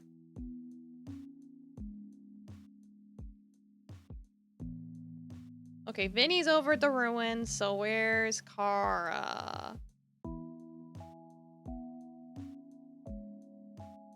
There she is. Oi! You think the sandwich is still good? Nah. Why would it be? You found it in the trash. Nah. I mean, you don't know why the person threw it away? Maybe they were having a snack, but they remembered they had dinner at home? Nah. Then why is it green? Nah. That's lettuce. Nah. It's fuzzy. Nah. It's pessimistic. Listen. Please, child, let me bless this sandwich before you make yourself sick. Or at least let me buy some non-spoiled food. That wasn't a character event, though. I got a thing, but that wasn't what I was looking for. Ah!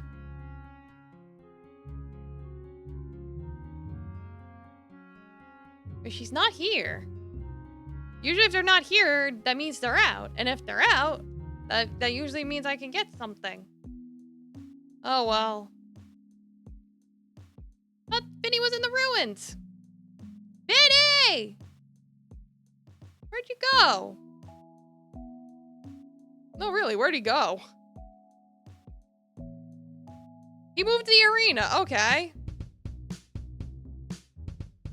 Yo! Come on, give me all you got. Roar. Nope.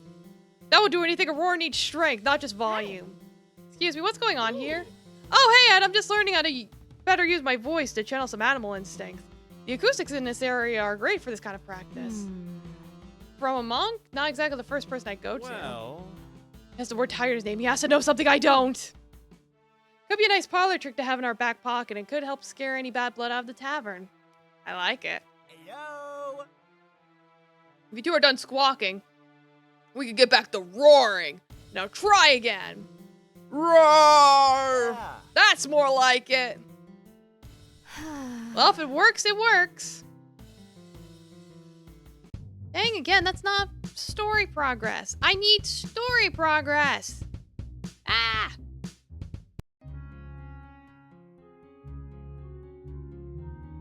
Alright, Lark? Where's Lark? Do they have to be in a specific location for their story thing? I would think they would be hanging around there, though. Something's gone horribly wrong.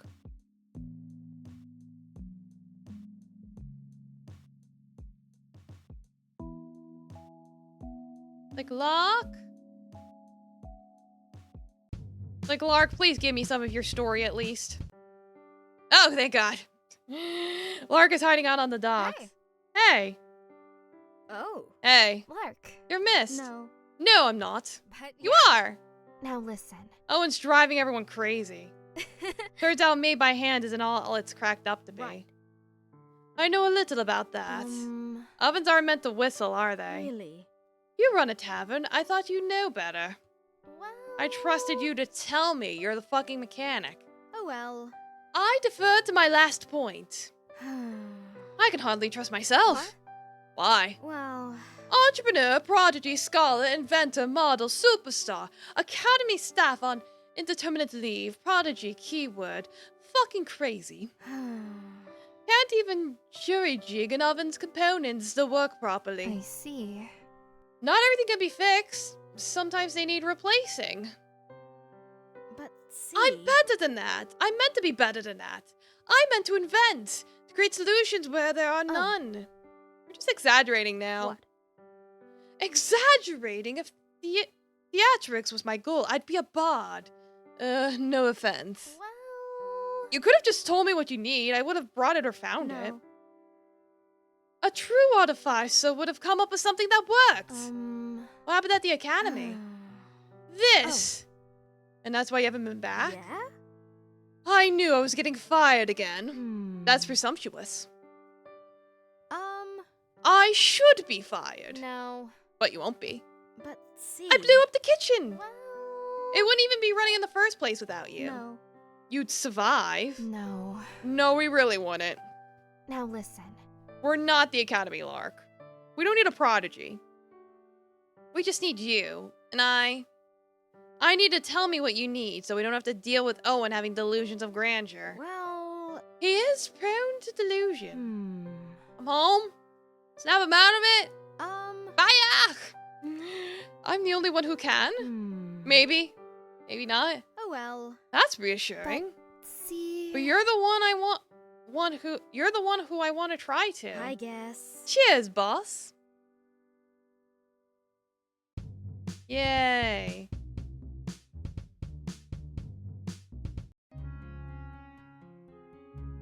Yeah, maybe I need a certain amount of hearts to progress with certain people or something. I don't know.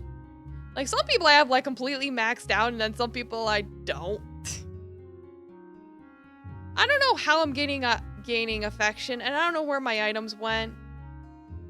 I don't know anymore. I'm just letting what happens at this point. The tavern is quiet once again, or rather quieter than the rest of the city. The silence of night is one of the first things to go during a time of celebration. And celebrate what the city did, as if it were a duty, a civil service to spread cheer and merriment to all corners of the harbor. Of course, that means places like the tavern were extra busy. Things were finally wrapping up, and the final touches of closing are being done. The only ones left inside were me and Croy.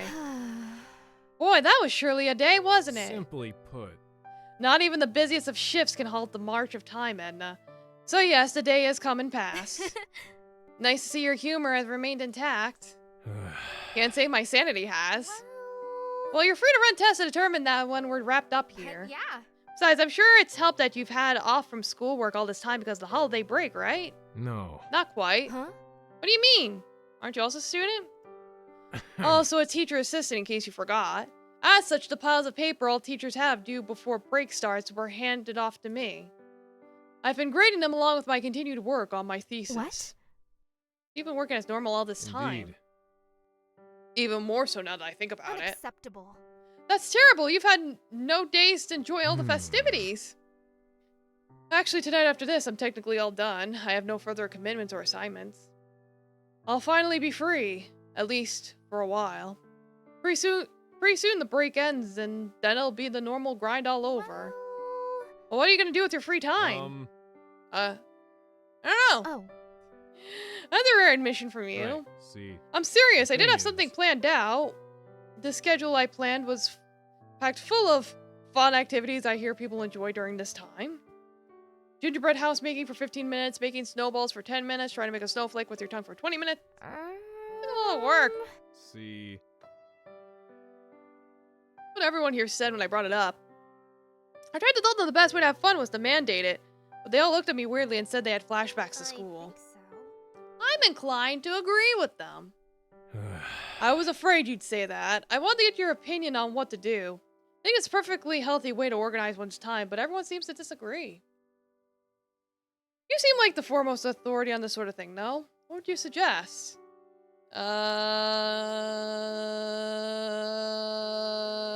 How about you just do nothing? I suppose. Maybe just do nothing. What? What? Right. Nothing. That's a choice. Absolutely not. What? Nothing isn't a choice. It's the opposite of a choice. It's abstaining. The act of not choosing. Even then, that's more of a choice. Nothing is not even showing up to the vote. Well, You gotta make the choice to get out of bed or not. Still, that's... What's the point of this again? here. Here, let me show you my point. We end up at in the park. A cool breeze blows in from the sea. Oops. From the sea. Sounds of walking families or couples crunching snow. Storefronts start closing while others just open, but none of it is seen by Croy or me. We both look up into the sky, for once clear of clouds and as open as the ocean. So, this is nothing. Yeah. Yeah, isn't it great? Well, It certainly feels like nothing. But see. That's because it doesn't need to feel like anything. why do you say that? Are you sure this is a good idea? I mean, I know I have no other commitments, but there is a bunch of activities Now that... listen. If I thought you would actually enjoy those activities, I would have taken you to them. Heck, I'm sure he would. I think what you need is a break. A true break. A break from needing to go someplace at some time to do something. But Isn't that the point of, well, everything? Life? To do something? To achieve greatness? To try for something? At least that's how I've always felt. Why's that? right, see, My parents thing grew up is- poor. Domo East Space, welcome. How you doing? Yeah, life, exactly. I'm from the country originally, family farm and all. Though it's seen better days. If there's one thing that's valuable there, it's the drive to work. Both my mom and dad had it. I have it. But they, as well as I, knew I was never really meant for farm life. I loved reading and learning, was really good in school. Pretty soon, everyone in my town knew my name because I was the first ever to be accepted into a magical school, let alone one as prestigious as the Deep Harbor I Academy. guess. My parents said I've been given a gift from on high, that I was meant to do great things, to be more than them, I guess. I think so. I think your parents mean well. You certainly have a gift for magic, that much is clear. But I think they and you forgot something. What's that? Now... You can achieve all the things you want to in life, but don't forget to enjoy doing it along the way. Ya overachiever! Things aren't just meant to be organized, they should also be memories. I see. Huh. I've never heard that before. Right. It helps to stop and listen once in a while. Well then. I'm glad you're here then, to help remind me. You're also pretty good to listen to. This is one of my better traits. Now let's see if we can hear the stars. Don't think that's gonna happen. Well... You never know till you try. Listen to the stars.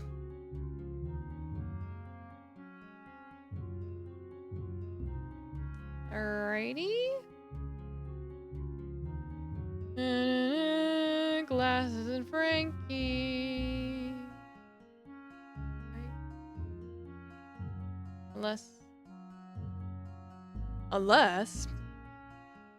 I do a little skipping around.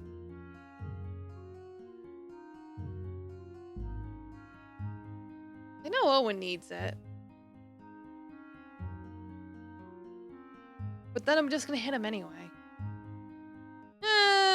Whatever, just go down the list. I'm waiting in my office. I received a mysterious note earlier today to wait for someone here after hours. I wonder what's going on. Suddenly I hear a knock at the door. I slowly move to find a mysterious woman in a cloak. Wait. We both stand frozen for a moment. Glasses? I can explain, I swear! What? I can't believe I have to eat my scarf. Nom nom nom nom nom nom. I wanted to tell you, I'm Huntress. I see. I gathered. Yeah, I thought I could help people. but see... My family and people like them have hurt people for so long simply by existing. I thought I owed it to Deep Harbor to try and make it that right. But Well... things keep going wrong. I stole a bunch of useless stuff. Then I got spotted at the dock without my mask, and I feel like I'm just making things worse. Well... There's a reason for that.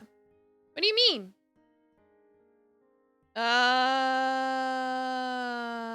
This isn't a way to help. Hey. I think you want to help people, but this isn't the way. Why not? Now... For one, at your current pace, you'd be arrested before the new year. And for another, you don't have to do this to help Yeah? people. I'm getting better. I just need some help, and I'll get the hang of it. But... There are other see, ways to help people. no. Like what? This is the only thing I carved out for myself, Edna. I suppose. And maybe running away from your responsibilities isn't the answer. How? I've never run away from my responsibility to you or to Tavern. No. You know that's not what I I mean. don't understand. So what? I gave up all my agency, returned to my family, and rejoined a system I hate? Here. Destroy it from the inside! Fuck the patriarchy! Or something. I don't think it's an either-or situation. Maybe it's both? But I do know that it's too late to figure out tonight. You can stay here tonight if you want. Oh.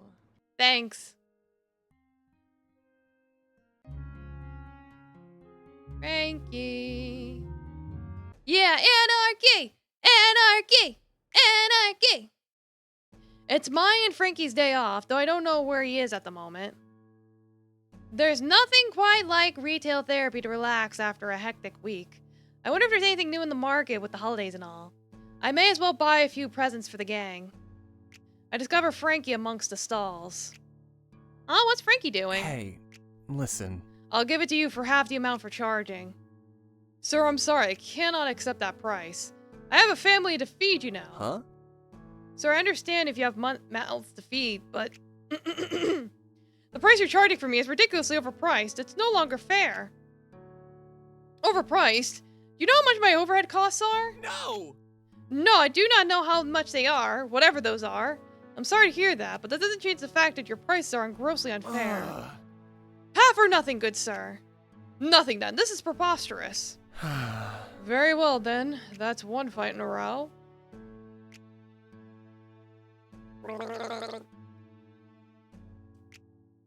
Frankie walks away. Before he can leave, I quickly catch up to him. Hey. Hey, Frankie, what are you doing? Oh, come on. Oh, hi, boss. It's nothing. It's just that I have to buy presents for my brothers and Master Lowblow. What? Even if your brothers treated you badly?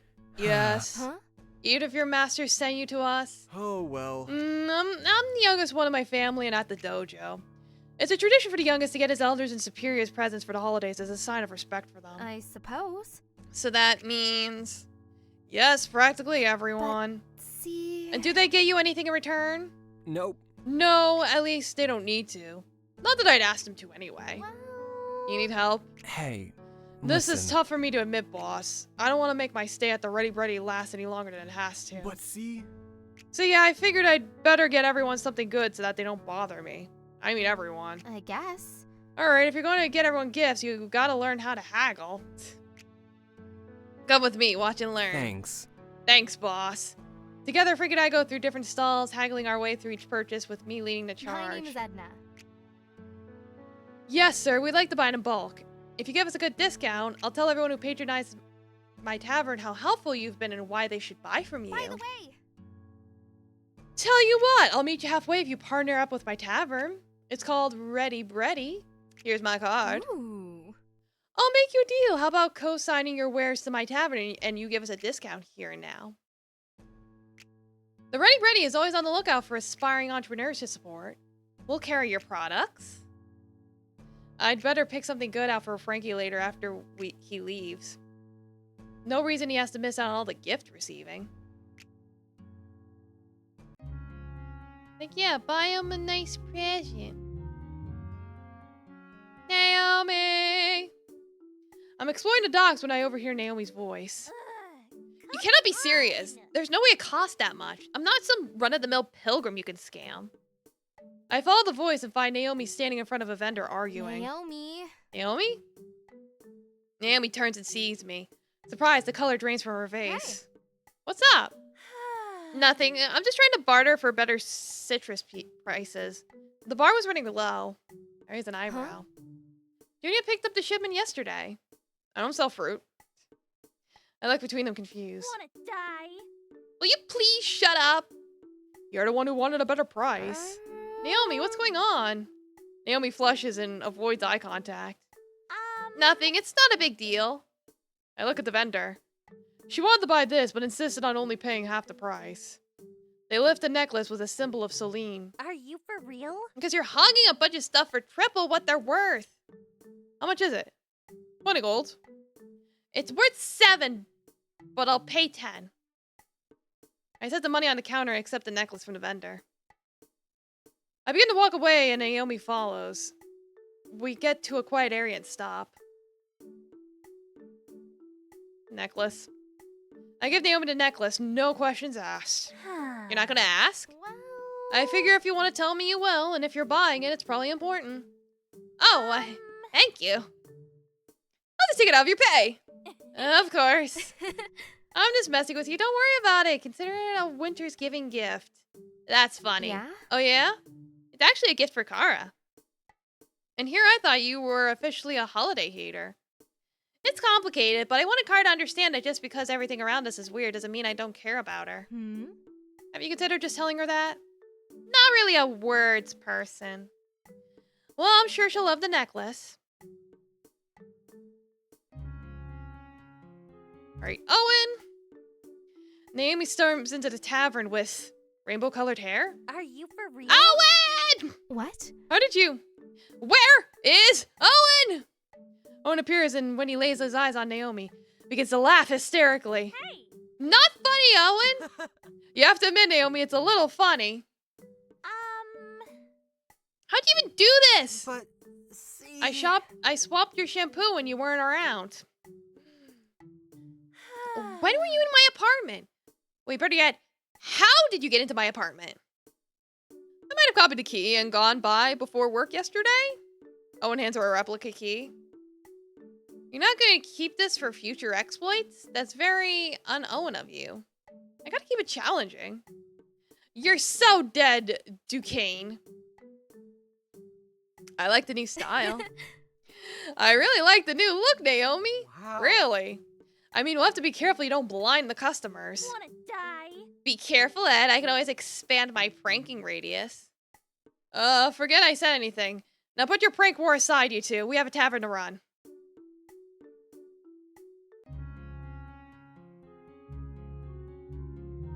Alright, tavern time. Let's go.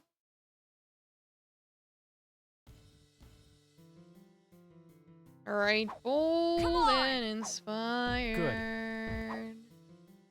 Yes. Oh!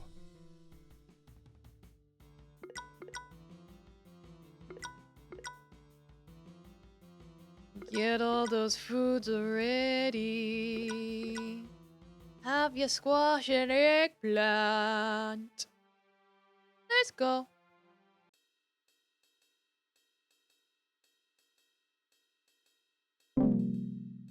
Like, how well will we do? I don't know.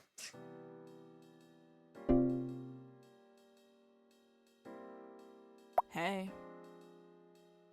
Yes, an iconic new jingle. Domo Logator, Yes. welcome. How you doing? Done. As you can see, I'm just doing tavern things. see. That seems to be my life Yes. now. Right. Right. Yes. Right. Yep. Like, I have so many games to play, but so little time. You want inspiration? Yes. You don't give a shit. Right. Yeah. Yeah, I just see. Right. have I more in see. stock just in case. Right.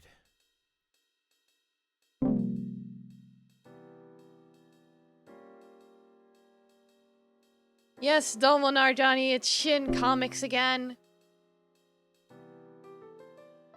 We back on that grind. Uh-huh. Alright, inspiration. Ooh. Back on there.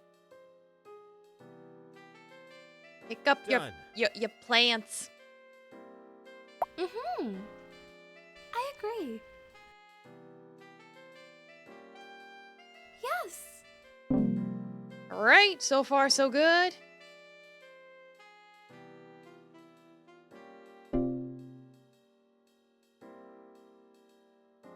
You can deliver soup. Right.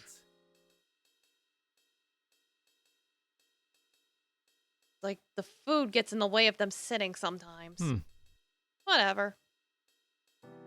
Yup. Waha. Hey. Like, suddenly it's a slow day now.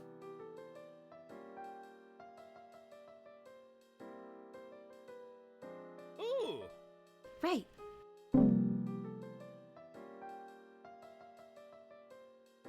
They got so much food to feed. Come get your soup. Happy vegetables. Some broth. Who doesn't love soup? Hey. Soup is good for you. Yup. Ah, I see. Yup. like, I don't know what just happened there, but whatever. agree. Sit in your chair and get your squash ready. There you go.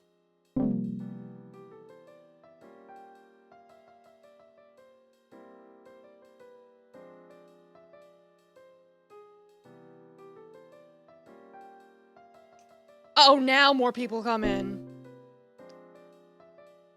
I know it's random, but eh. Yeah. Right. Right. Yeah, you want bowls. Hmm.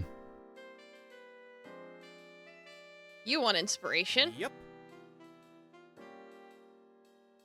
Back in your chair. Right. Yep. Mm-hmm. All right, there we go. Already one wave left. Help.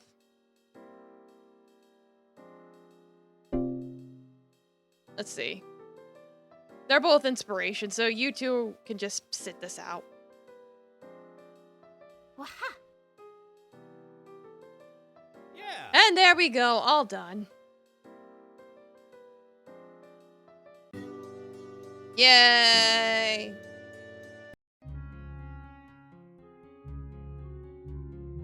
Why does it keep saying Thursday, December 31st? How long has it been December 31st? I wonder. It's New Year's Eve tomorrow. I hear the city was planning on setting off some fireworks in celebration, but with the weather being so bad, I'm not sure if they're going to push through. Though, it would be nice to watch the fireworks with someone. Can I get an ending? Maybe with... Can I get a Dante? Okay, it looks like the only people that qualify are Dante. Alright, it looks like I could get an ending with Dante. That looks like he's gonna be our final guy. It would have been nice to watch the fireworks with him. Anyway, I should probably sleep. I'm like, if I could get an ending right now... It's nighttime at the tavern. The atmosphere is cheerful and charged. All the staff bustle around, helping to close. Everyone is here except for... Snow flurries in the windows and a huge gust of wind shakes the walls, causing the holiday decorations to shake and glimmer. I look over to the bartending station, where Dante would normally stand. It's empty. I haven't told the others yet that Dante quit. They think he's just not feeling well. Why'd he quit? The staff put on their hats and coats, exiting a few at a time. Bye, everyone! Yeah. See you all in the new year! All right. Bye, all! Nice. Happy, happy, happy! Yes. Holidays, holidays, holidays! Happy holidays! Thanks for your work! Hector, Abigail, and Frankie leave. It feels wrong without Dante here. Part of me keeps hoping he'll come back. Bye, everyone! Mm-hmm. Happy almost New Year! Bye! Naomi and Kara leave. The snow gusts and growls louder outside. It's terrible luck that a blizzard would happen right now on New Year's Eve. Hmm? Do you think the midnight fireworks will be canceled? I'm sure if the weather stays bad. I hope that wherever he is, Dante is staying safe and warm. All done with our work, boss. Thanks again for your work, everyone. I can wrap up the rest from here. Hurry home before the blizzard gets even worse. Junia. Yes, even you, Junia. Junia rolls her eyes. Everyone departs. I'm now the only one in the tavern. It's so quiet. Edmund is resting upstairs. Everything around me seems finished and wrapped up. There's nothing else for me to do. It's time to rest. I listen to the wind and look around the empty, glowing tavern. I really, really hope Dante is safe. I turn around and he's right behind me. What? What in the world, Dante? You think you'd just march and scare me like that? You need to use the window. Front door now like all the other regular patrons. And wait a minute, there's a blizzard. You shouldn't be out traveling in this right now anyway. You should be at home. Forgive me. I didn't know where else to turn. Are you okay? No. I'm not okay, obviously. I wouldn't have come here. Gee, thanks. That's not what I meant. I slowed down to take a closer look. Dante looks really upset. Calm down. Tell me what's going on. I can't be calm. Don't tell me to calm down. Dante, it's me. Me and you here. I put my hand on Dante's shoulder. Dante takes a few Long, deep breaths. After a moment, he's ready to speak. My uncle's missing. He didn't come home for dinner tonight. I've looked everywhere. Sounds familiar. I remember when Dante was missing and his uncle was worried sick. Gods! I'm scared he's in trouble, Edna. Whoever framed Amelia might be after him next. He might be hurt, or trapped, or even worse. Shit, had I known that this would expand, I wouldn't have chugged the rest of my water. Ah, well, I'm just gonna have to go and dry. Whoa, stop. Your concerns are valid.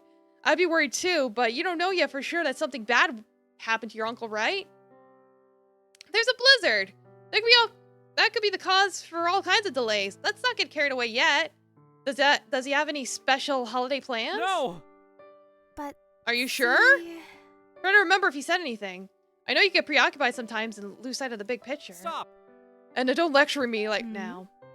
Okay, did he leave you a note or anything? No. No, I'm sure. I checked the entire house. Let me think. In this blizzard, not even the watch can help us find him. Besides, I know Dante. He won't want to involve the watch in case someone there is involved with the mole. He may be right to be cautious. Damn! We're wasting time. This is a waste of time. Something terrible must be happening now. I need to find out whoever did this, and I need to make sure. please, Dante. wait. The problem is we don't know who's behind any of this, right? We don't know who framed Amelia, and we don't even know if someone kidnapped your uncle or not. We're not going to be able to solve all of this at once. The blizzard howls around us. Dante seems crushed. He seems mentally exhausted. He's carrying so much worry and weight. He's so keyed up and stressed he can barely function. See, Hey, we'll take it one step at a time. That's all we can do. One note at a time. Like a song. You can't play a song well without emotion. But you also can't play a song without some peace.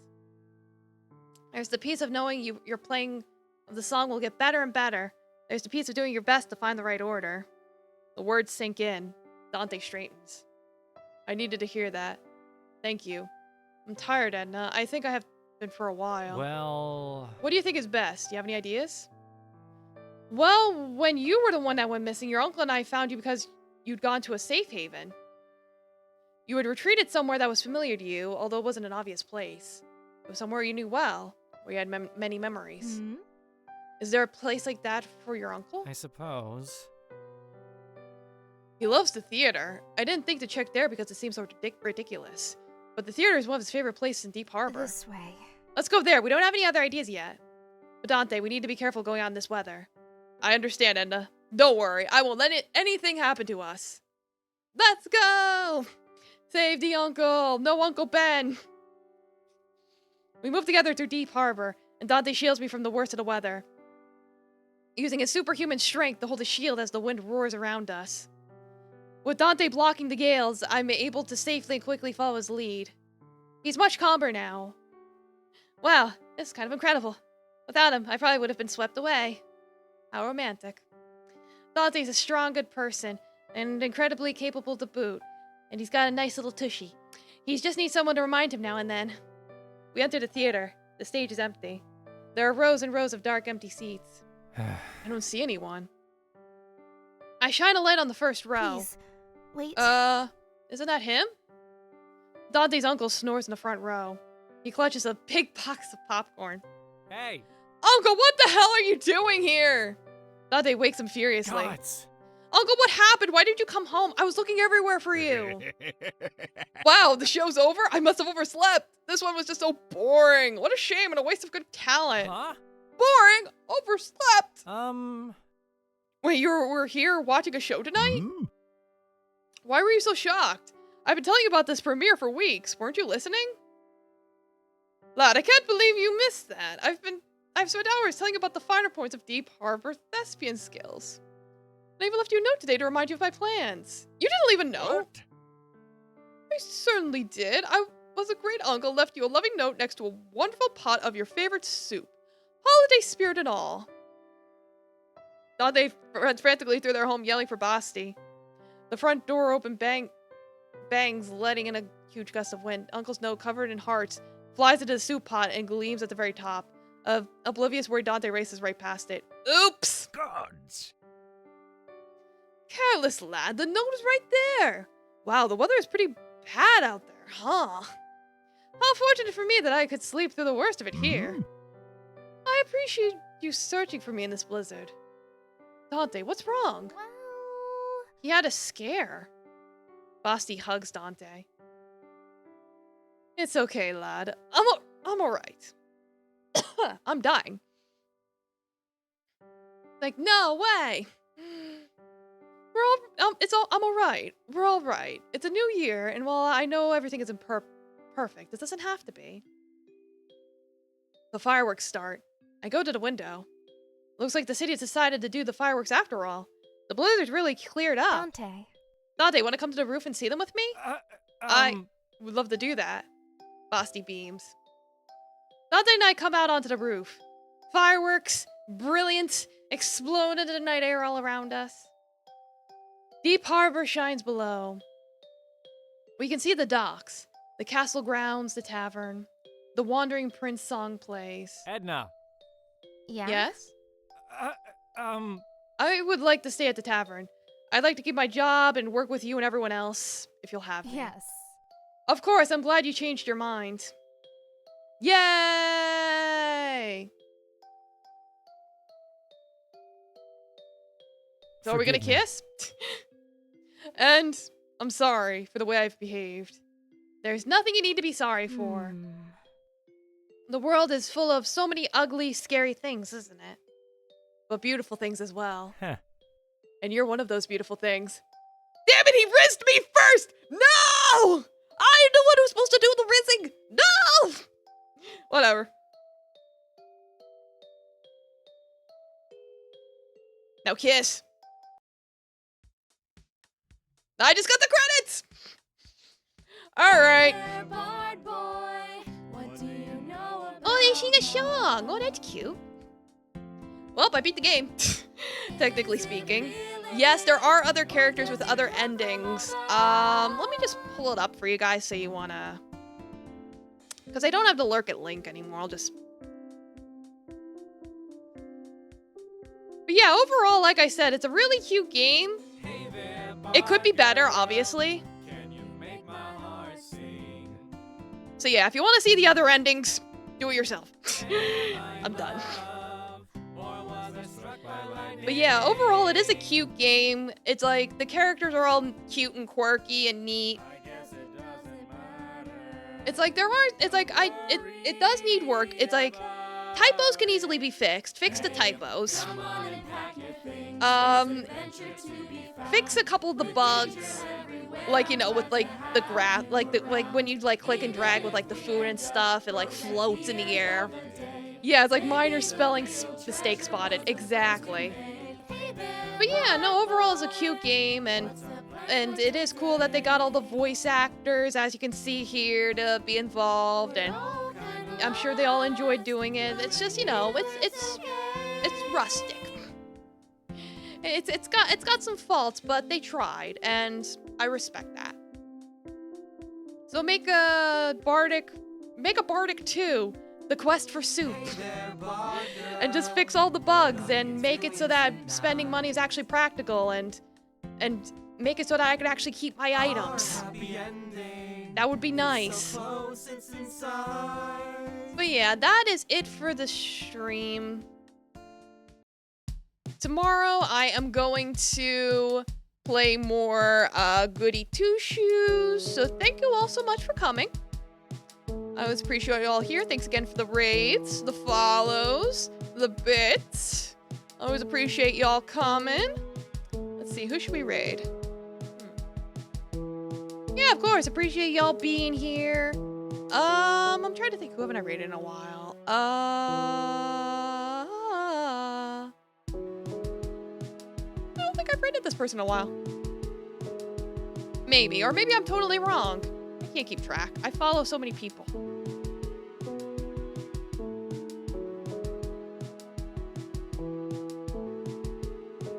Alright, good night everyone. Rest well. Drink your soup. And, keep on risen. Good night.